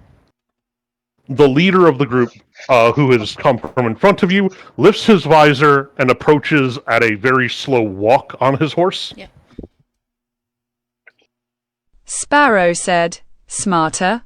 I whisper. Is a human man. He's got blue eyes. He's looking at the 3 of you and says, "Greetings, travelers. I must ask your business on the road." We are traveling at Lady Sorrow's behests to meet up with her brother. Where is her brother? Player does not remember. Character would. The southern capital of La Lauren. So you can just say that. Yeah. And he nods and just goes, "All right." And he sees the mark and says, "I must go and get my commanding officer. He will approve whether or not to allow you to continue down the road, or if we must intercept you and take you with us. Of course. Please, excuse this interruption." Of He course. looks to one of his men, gives him a signal with his hand. The man turns and gallops back down the road. Faye, only mildly teased at the second interruption, uses prestidigitation to make the sigil on her cloak fucking glow.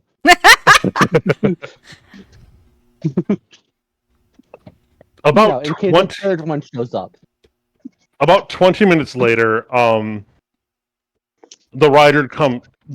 are two riders coming back towards you, and one of them is bearing on the chest of his breastplate, which is in extremely good repair, but you can see the scratches of battle on it, despite its nice sheen. Yeah. And he removes his helm, and you can see that this man is a tiefling. You can see the horns and the rich golden eyes. He brings his horse to a walk and comes even closer to you guys, essentially like within easy talking distance. Hail, friends of the road. What might your names be? I go by the name Absolution. And she'd He give a nods. slight bow. I am Phelan, and this is Sparrow. Oh, Roland was typing something. I think Roland was going to introduce himself. No, it's okay. Sparrow will have the opportunity to be even sexier with the introduction. That's fine.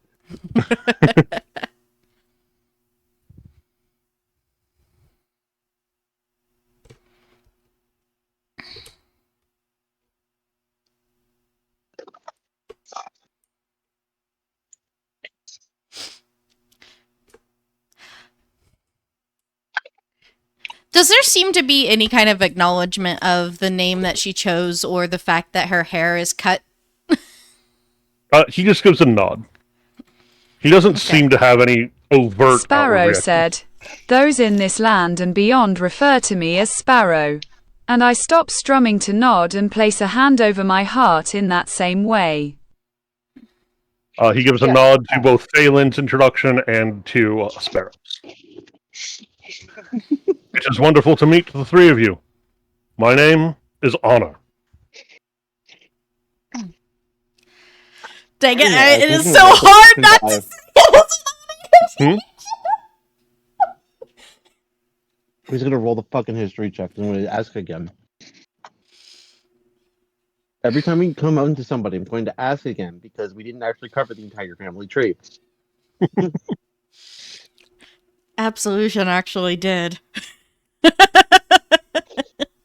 No, Maru and Kazuma didn't go over it. I Phelan just, absolutely did.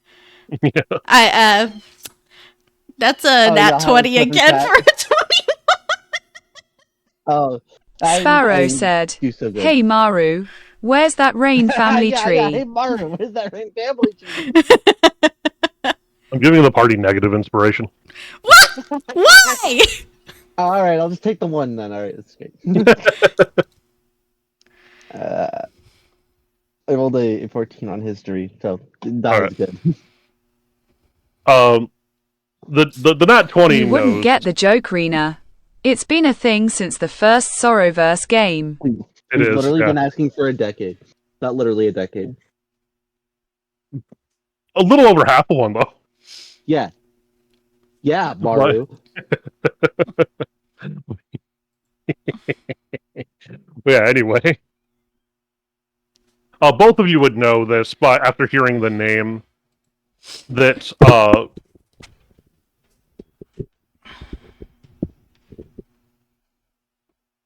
my brain stopped for a second. I need to. None of it came through? No, my brain stopped for a second. I need to. Why did they do that? I need to reboot. Sorry, my brain stopped.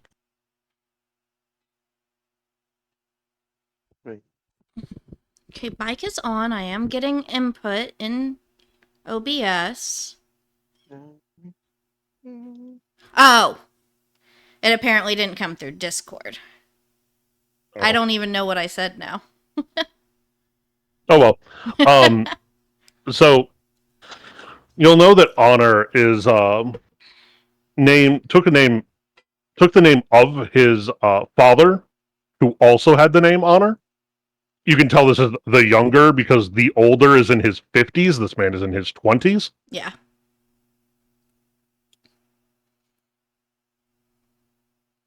Sparrow said, 5 years, 6 months, 16 days by the way. Fuck off. Heart. Love you too, bitch. Hi, Tails.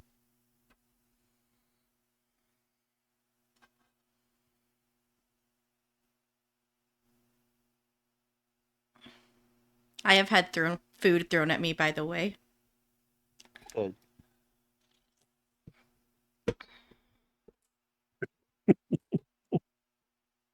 All right. Anyway, no, I'm getting fucking roasted by my players.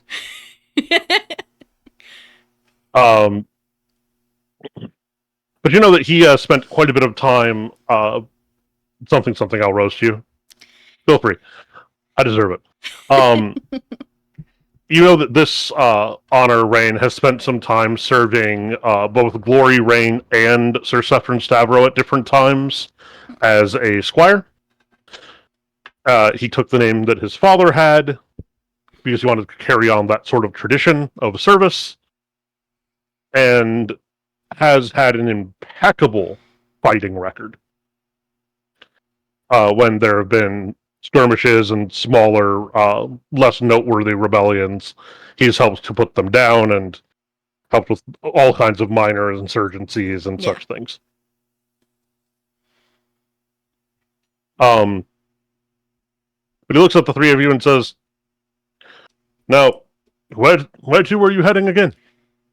I already forgot the name again, but It's fine. Southern Just the southern capital. We're going to visit Glory, Joy Reign. Yes. Yeah.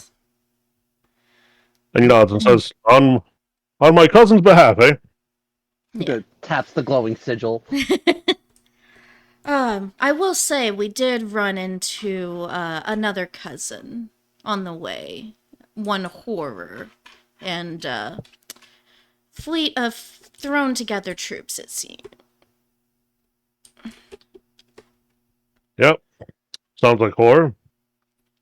I was hoping to catch up to him. Talk some sense into him. Sparrow said, he's an interesting one. You could say that. I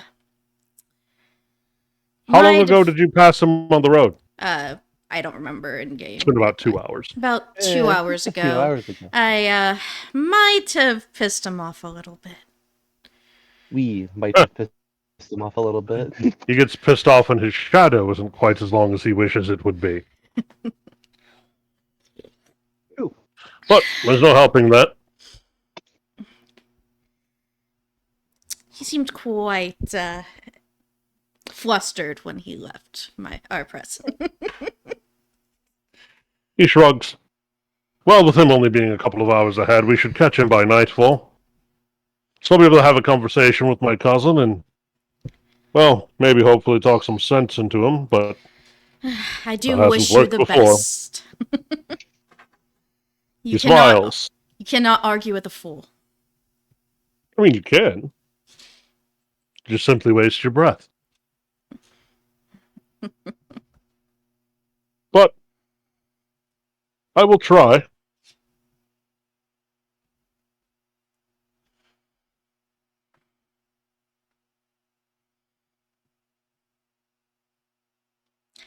It was great to meet you, Sir Honor. We shall be on our way, so you can be on yours as well.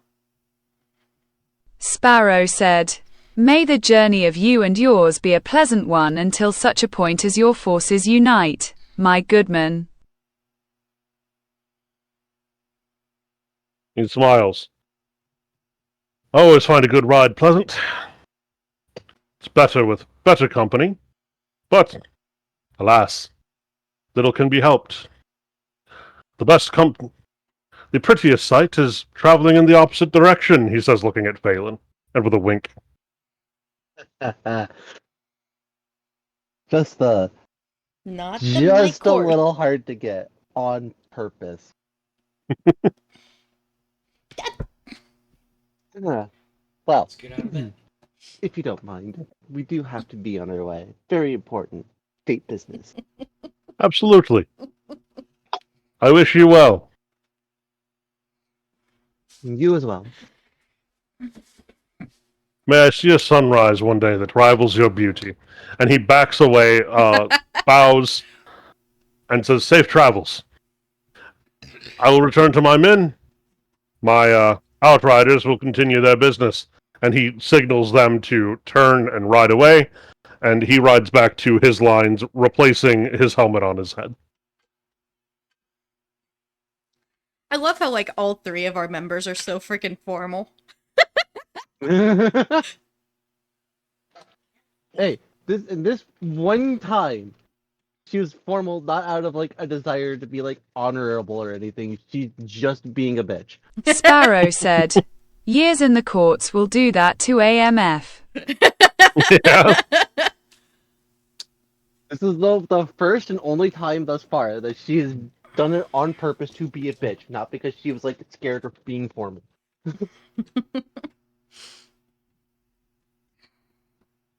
Zero honor in these honorifics. Okay, so we continue on our way. And as we pass, I'll strum a light-hearted tune. Yeah, as you go by, you see well-ordered ranks of cavalry at the head of a column, led by Honor himself, who gives you a salute from where he is in the saddle.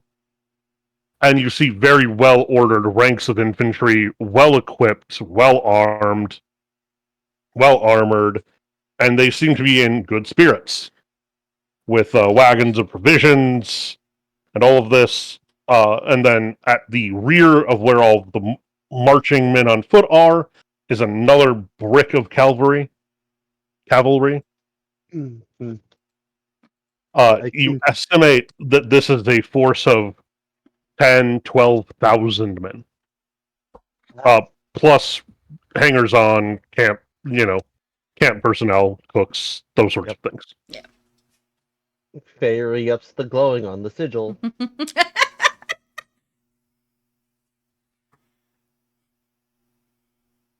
About half an hour after you pass the main marching column, you see the sweepers.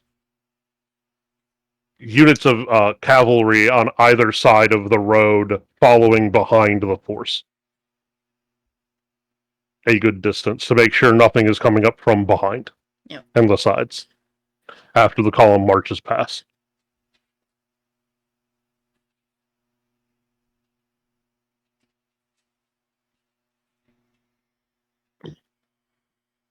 Are we just gonna meet the whole family? So it seems. I did it this morning. So be it. If we have to talk to everybody and have everybody know we're here, it shall be done. Hey, Roman. Oh, after you're done typing that.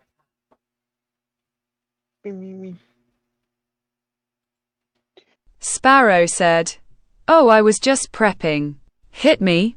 Heads or tails? Please, God, let us get stopped again. It would be so. Heads. They might be tilted off of her goddamn horse, but I will be dying of laughter. So you actually make it most of the rest of the day without seeing another person. Oh, good. But right towards the end of the evening, you run across right towards the end of the evening, you run into a large caravan of what appears to be merchants setting up to camp for the night.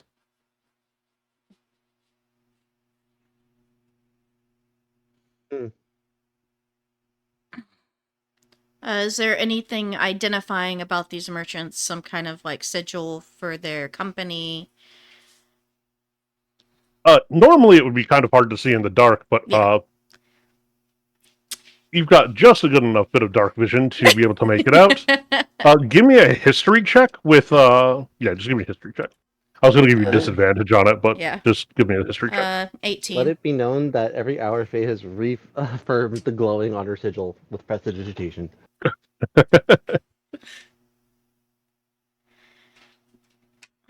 I'm learning as a player that her spite is unreal.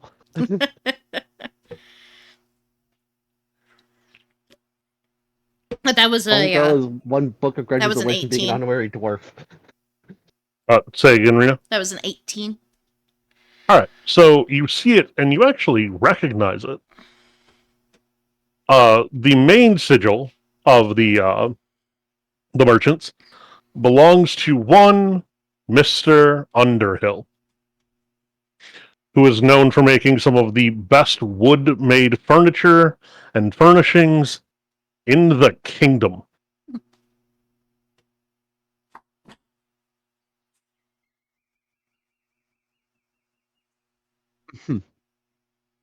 I would share this information with the group. What is the likelihood, then, that the best woodworker knows sorrow? Should we say hello? Perhaps. And who knows, it might be beneficial to camp nearby each other. Extra protection and all that. Of course. Sparrow said, I'm interested in meeting such a man, I admit.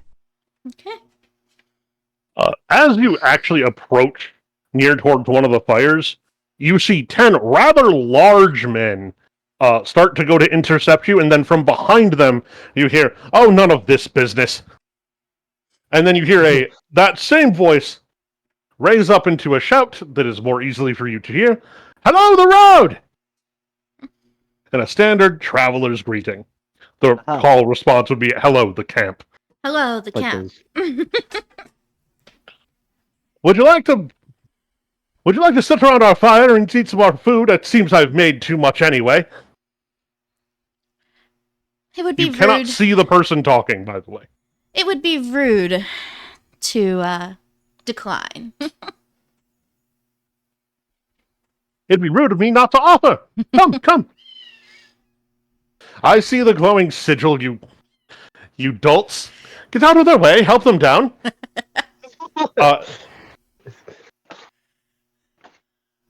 The 10 men seem to come to approach you, and as they part from you, you see a halfling behind them as they part.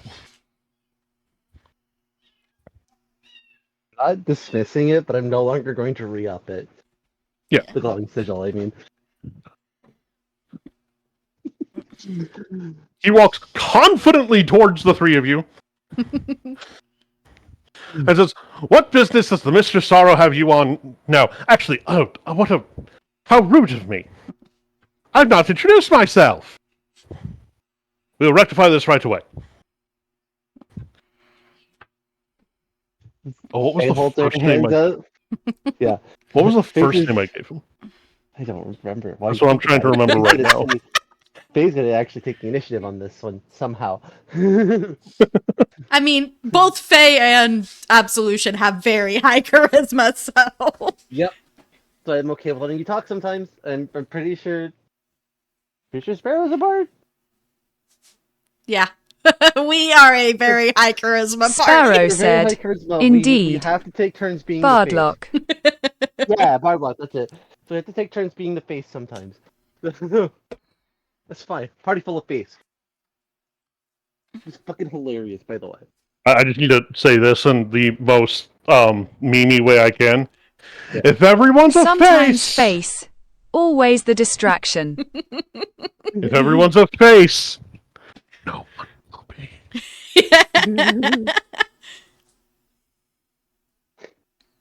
Yeah.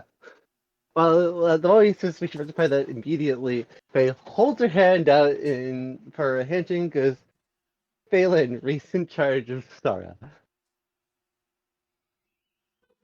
Nice to meet you, Phelan. I have the honor of being one Lindell Underhill. Your reputation precedes you.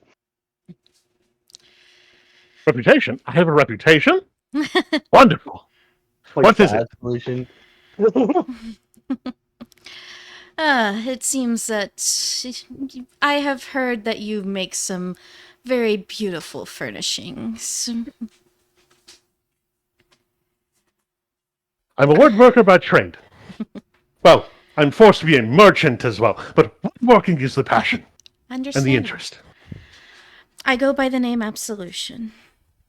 It is wonderful to meet you, my dear. And your fine feathered friend. I'm gonna give them a chance to introduce themselves. Yep, they're typing. Polite waiting and I'm gonna before I go introduce pee real Sparrow quick. for them.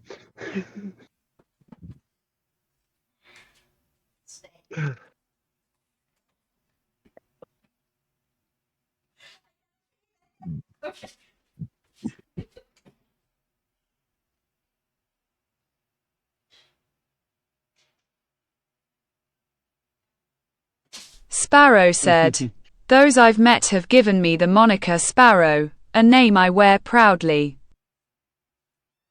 And a wonderful name that it is. Sparrows are a wonderful bird.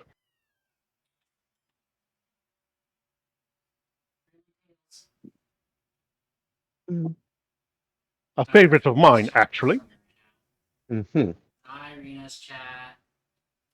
Just me trying to keep the cat But entertained. The freest creatures I've ever met. Indeed. He is a menace. right. It would be a crime to capture one and keep one in a cage. So I believe.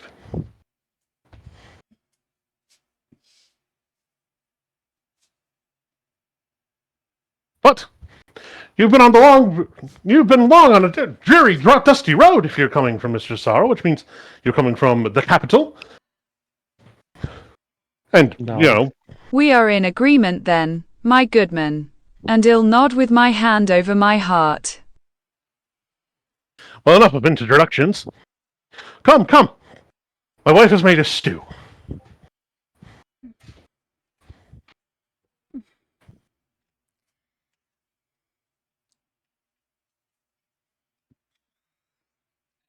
It's in fact open. Okay. But yeah, that's the heater turning on right now.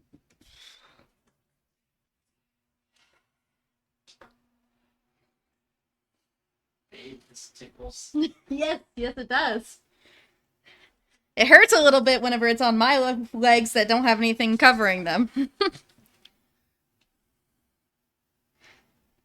But, yeah, I would take a seat at the fire. Hop off horse, tie reins to a tree, set bow and quiver on the saddle, take bag and loot to campfire. Everybody's probably Oh, and he plays. Quite wonderful. Music always enhances food. And he excitedly leads the way, much to the fucking chagrin of his bodyguards, by the way.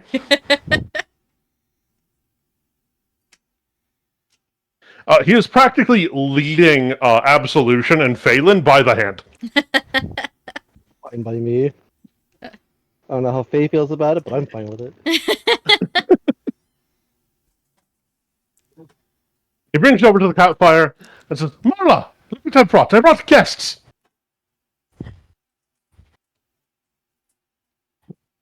And she smiles up at all of you and says, how wonderful, dear. They work for a faded client. It's a pleasure to meet you, Mrs. Underfoot. Underhill. Underhill. Yeah. Okay. And a pleasure to meet you. I am Absolution. No, before she can get that out, Mr. Underhill says, oh, where are my manners? This is Miss Absolution, Lady Absolution, a Lady Phelan, and Sparrow.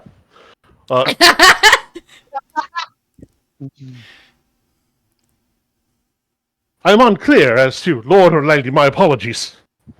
Lord.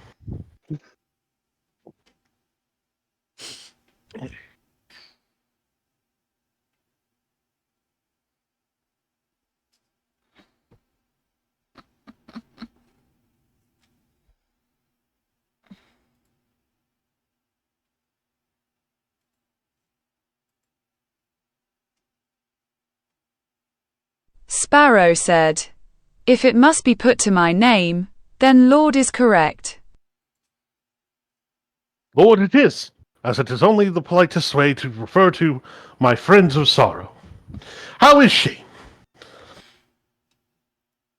She is remarkably well, as one might imagine.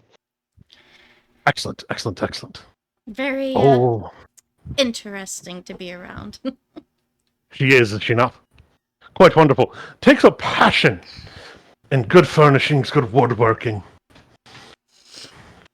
She's actually commissioned me to make the staves for spears for her men. New ones, great ones. Would you like to see them? I do have to ask, was the desk in her office also your work? Yes. Tremendous. And the chair as well. Tremendously well done. Thank you. It's an honor to have that recognized by, well, anyone, really. I take such passion in that work. When will the stew be done, Berla? And she just looks at it and she says, about 4 more stirs. Oh, I have just enough time then. And he drags the two of you, like, by the hand off, indicating that Sparrow should follow.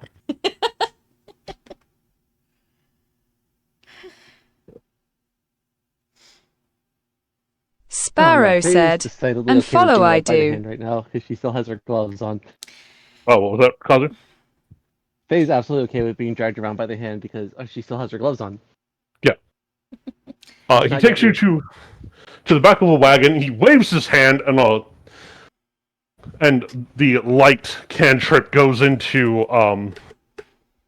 a small thing at the top of the thing, shedding its light over the interior, and you see intricately carved spear shafts.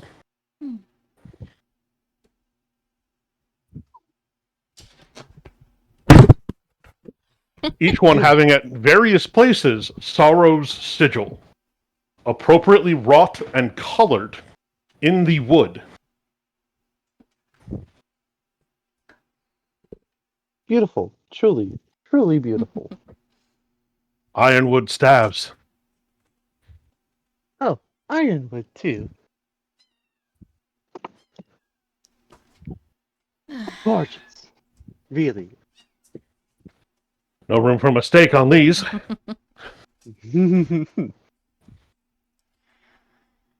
Failure is never an option.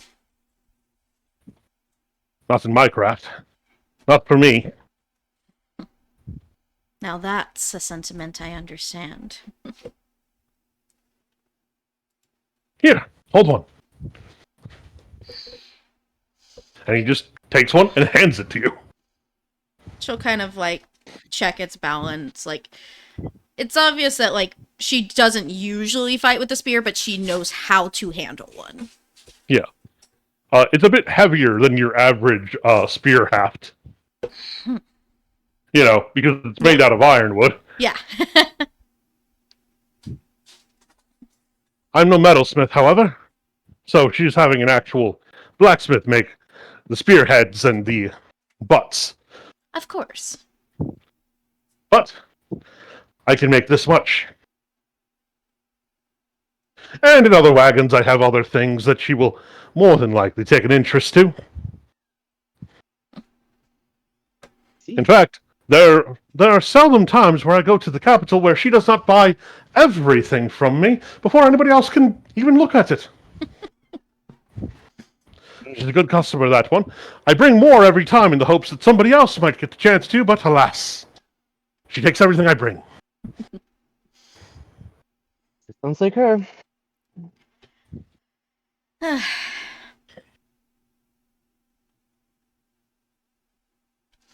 And she'll graciously return the spear haft. You'll pass it to Phelan. After Phelan's done inspecting it, we'll pass it to Sparrow. Balin, who grabs it and uses it like a quarterstaff because that's what she's trained in. Mhm. And evaluates it as such. Yes, it's going to be a spear, but currently it's a quarterstaff. Yeah. Yeah. Nothing too fancy, but Yeah. before handing it off.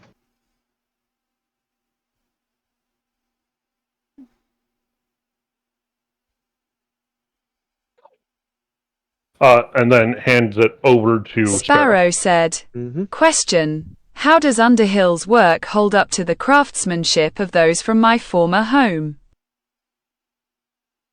That's a good question. From your former home, you would have heard of such, like, lavishly made items. I don't think in his former home he would have held any of them. So he'd know that things of similar quality existed where he was from.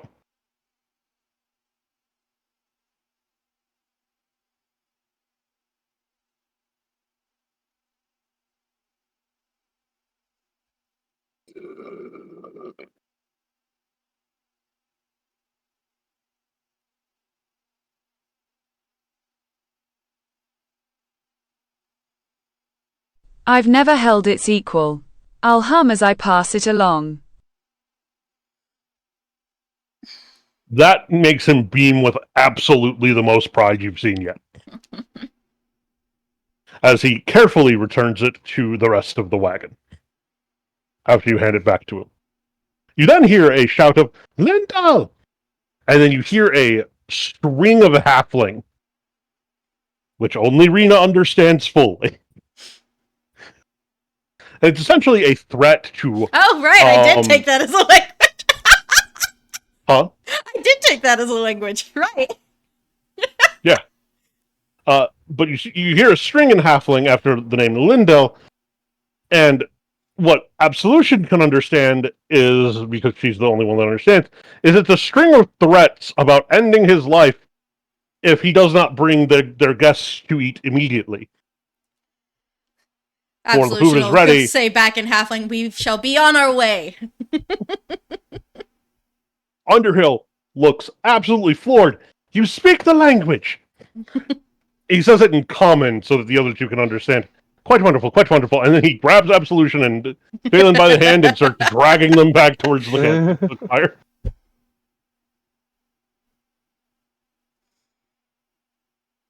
He's only got the two hands. Yeah. So he just grabbed the nearest two.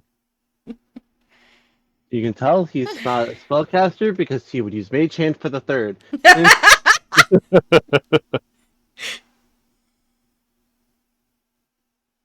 Well, he has light. Yeah. Well, The you got me in there. You got me there. Telling me this man doesn't have Mage Hand? I don't believe you, actually. I'm telling you that he's at least not using it. I don't believe you. Mage Hand is simply off doing something else right now.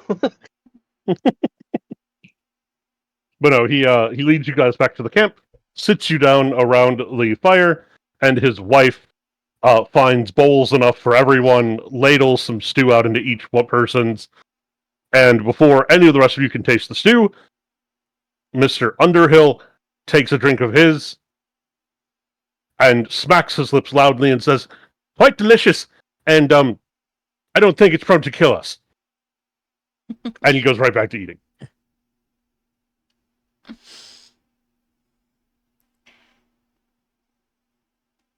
Le Roman is typing.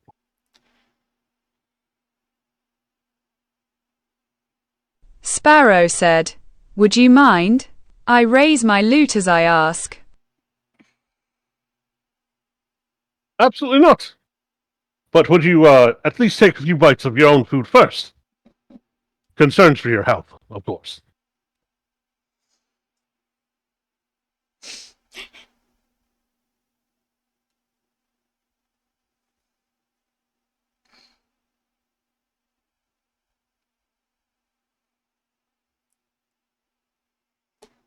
Absolution, once again taking... I'll smile and take a good few spoonfuls of the stew into my mouth before beginning. the polite amount of food. Give me that performance check, Sparrow.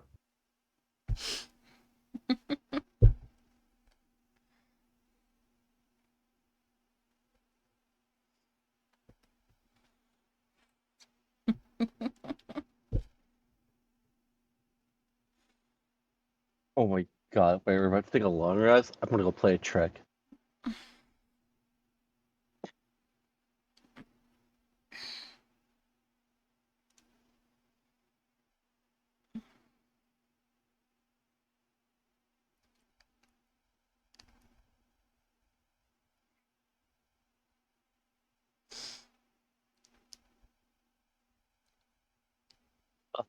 Um, Waiting for that performance check. longer it takes some other time to figure out if I can do all of these things I want to do. Sparrow said, 28 total. Jeez. Nice. Yeah, that works out very, very well. Everybody's kind of tapping their feet. All the Nat bodyguards. 20 for 28, LMAO. Yeah. So the bodyguards who also all got a bowl of the stew, are having a good time, like bobbing to the music, but they're obviously all still out, kind of on the lookout. But some people from the other fires, because the caravan, seem to be like singing along with the music.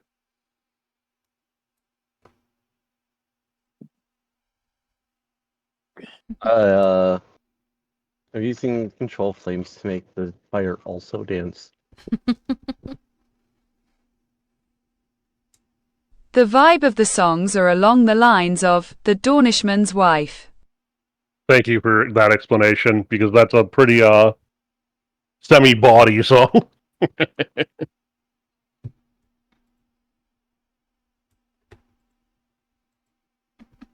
Everybody's having a good time. Everybody's enjoying. Merla seems to be giving you a stern, like, the fake stern finger, like, how dare you, young man?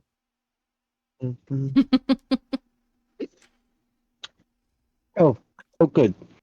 Control is only somatic. I don't even need subtle spell to make this work. As she dances with her husband to various songs after they've eaten.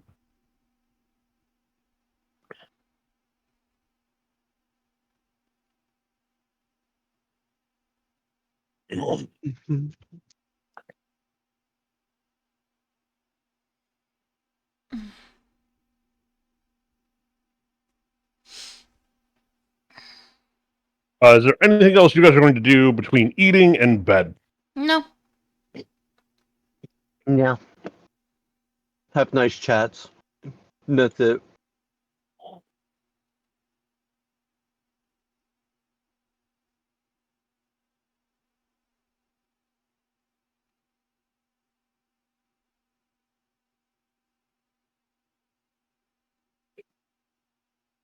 Sparrow said, I feel like all my luck in this campaign is only going to pertain to performing. Eat your heart out.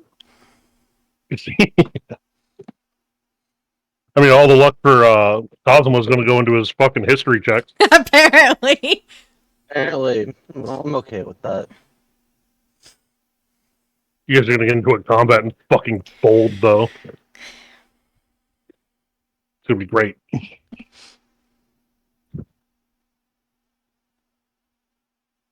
Absolution, we're relying on you for combat. All right. Well, it is technically somewhere where she would excel. Technically. Let's see if the rolls go that way, too. Not as much if it's open combat, though, so.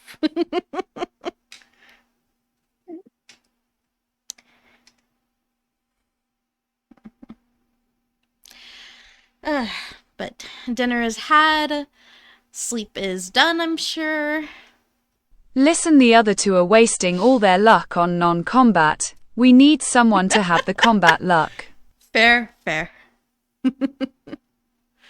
I did get 2 nat 20s on history checks, so. Oh, so you guys might be doomed. Yeah, we're just fucking doomed. Fuck.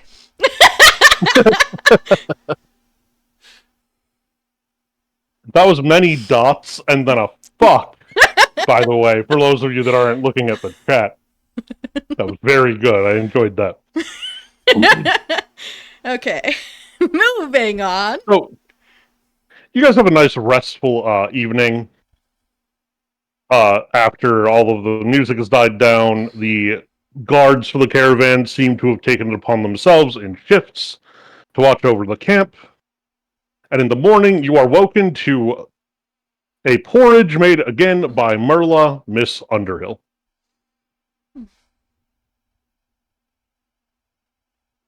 It has been sweetened with honey, and there's fruit in it. Oh, good. Apples and peaches, specifically. I'm gonna get spoiled on this. That's a good idea.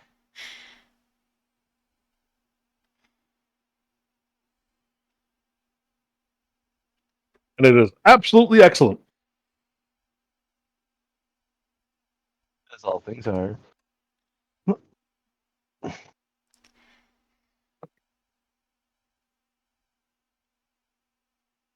Not quite to the level of Sorrow's personal cooks, but, you know, Yeah. close enough. Still good.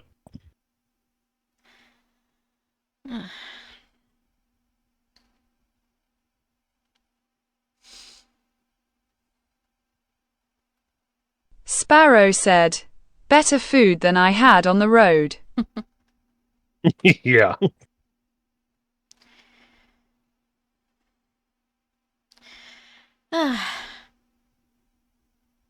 Quite excellent to hear. Now, do travel in safety. Yes, thank you Yes, By very an much for your... impressive margin. Merla gives you a quick hug and a peck on the cheek. But thank you much for your hospitality, but we shall be on our way. Absolutely, and we shall be on ours. We'll be into the capital in a week or so. Perhaps we shall cross paths again at some point. I do hope so, my dear.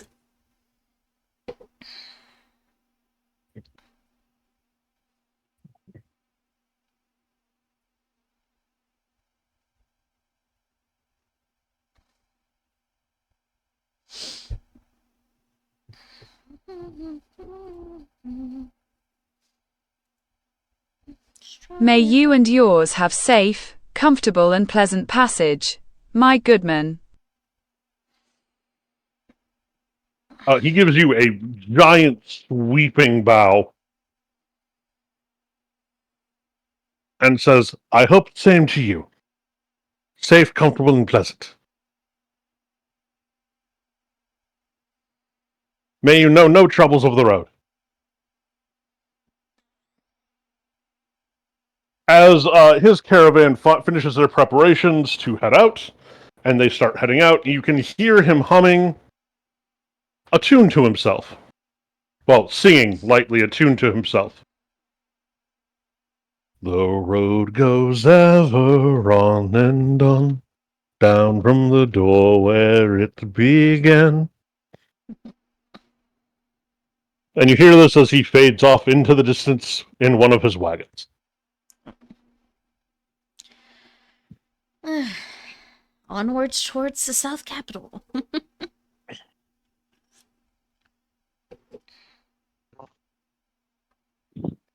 Hey, Kazu! Yep. Roll me a d20. Oh, I'm rolling d20.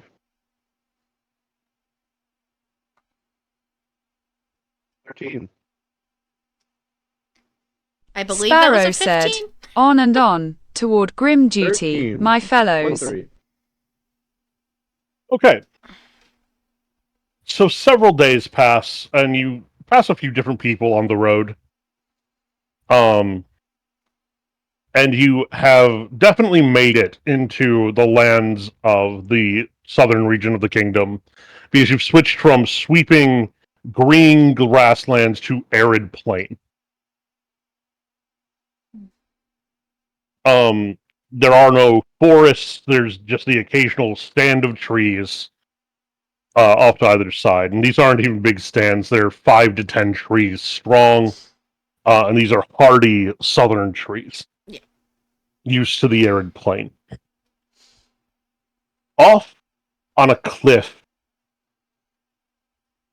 to the would be the southeast. You faintly see a person at the top of it.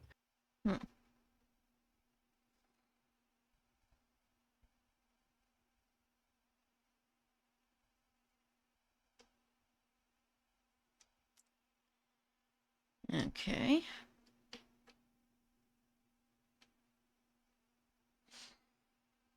Sparrow said, "Say again," spaced out for a second. After several days of travel, you pass very sparing amounts of people on the southern road.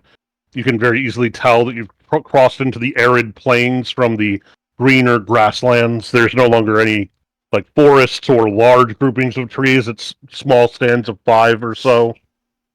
And these are hardier trees down here. But off to your left, to the southeast, you see a cliff and the hazy figure of an individual at the top of it.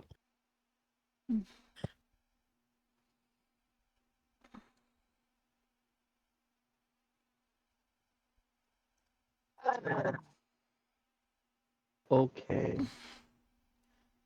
Absolution will probably keep an eye on the figure as they approach the city, but as at the moment... You're not approaching the city. Okay. You're just getting into the southlands. Okay. This is the cliff that you're passing as you're following the road. Okay. That you would pass as you followed Yeah. the road. So she would probably continue to at least glance at it periodically as they get closer and closer.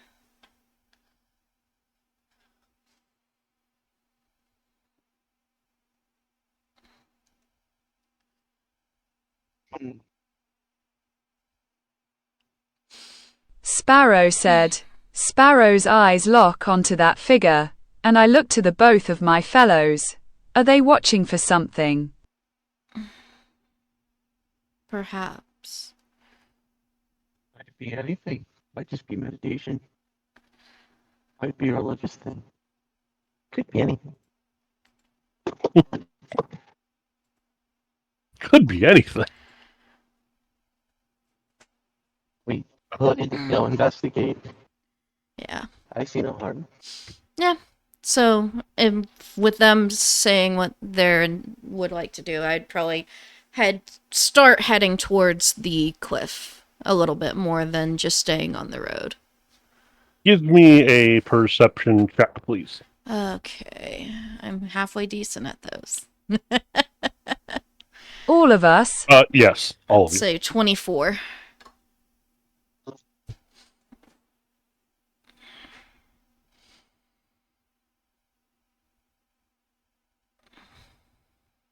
Fancy shit. 18. 9. 9. Well, Kazu can't find the path up. Balin isn't seeing the path up. Sparrow can see the path up and can get a slightly better look at the person. Absolution can tell that the person at the top is reading a book. Interesting.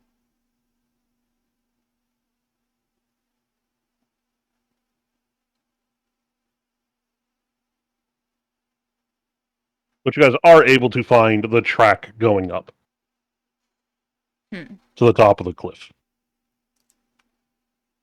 They seem to be reading something. About how far away are we now? It would take you a good 10 minutes to get to the pathway up the cliff face. Okay.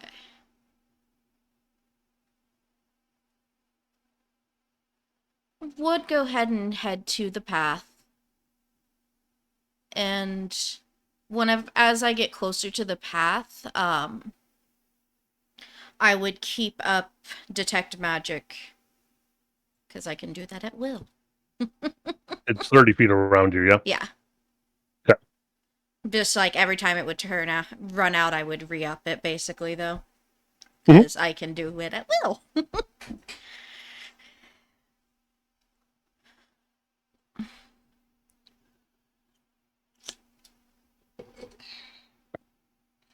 As you guys go up and up and up and up and up, you're not detecting anything, not detecting anything, not detecting anything. But eventually, you guys get up towards the top of the cliff, and once you get within 30 feet of the person, they positively light up like the sun.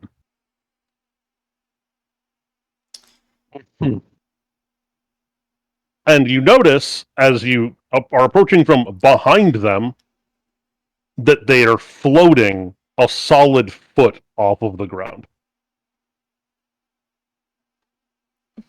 What does this person look like? From behind, you can tell that they're an elf of some kind because of the ears and the long silver hair.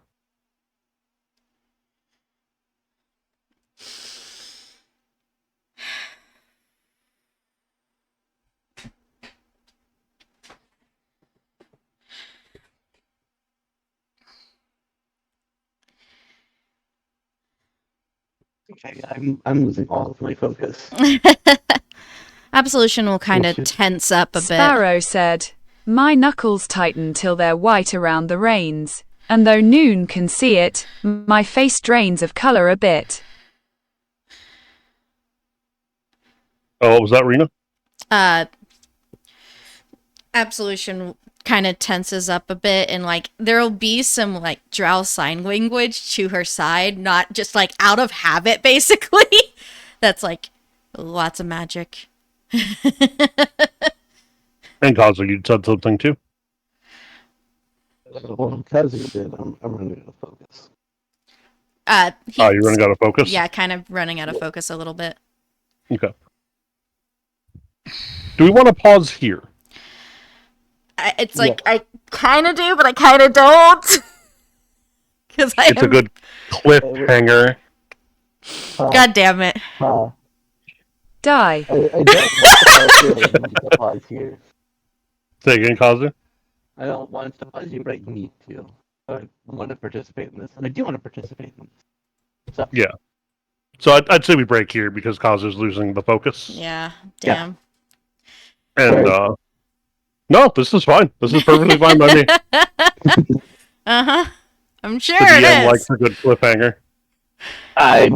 you know what? No, I'm just gonna slam a caffeine cone. Let's go. Nah, not for real though. Yeah, you are Yeah, kind you're of starting to losing cut out, bandwidth. too. Yeah, you're like roboting bad. Oh, that's a whole different problem.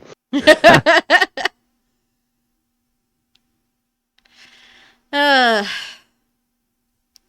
yeah, we can stop there. I wanted to know who this was, but we can stop there. Kazuma said, "Beep boop." Beep boop robot. Yep. Hi.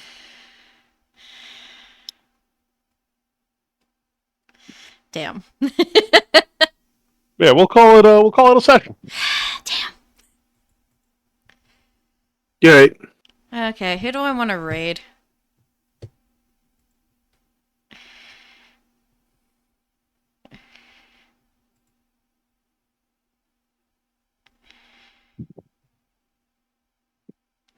Oh, Sushi's playing League of Legends. Why not?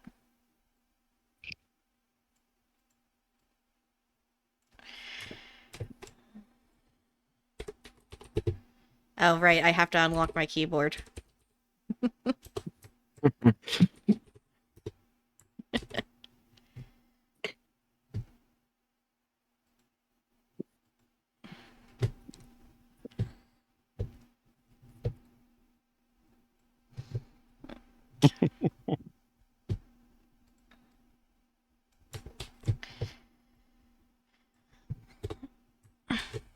Okay.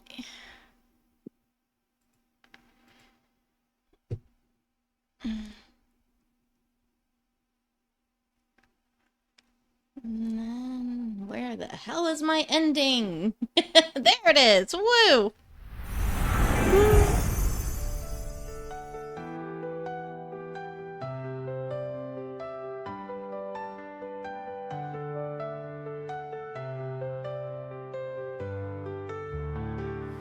In the land of crystal skies, wings of ice they mesmerize, dancing through the frozen air, draconic fairy bright and rare, sparkling breath of frosty glow, chasing dreams in ice and snow, through the valleys high and low, magic where the chill winds blow.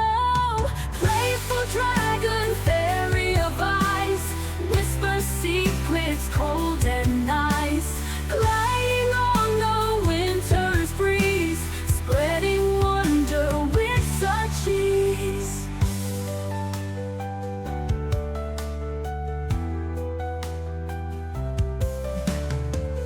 Frosty fields and icy trees, echoes of her laughter please. Every step a frosty touch, mystic charm and joy as such. When the twilight starts to fade, in the worlds of friends she's made, secrets of the frost unfold, stories ancient never told. Playful dragon, fairy of ice, whisper secrets cold and nice, gliding on the winter's breeze, spreading wonder with such ease.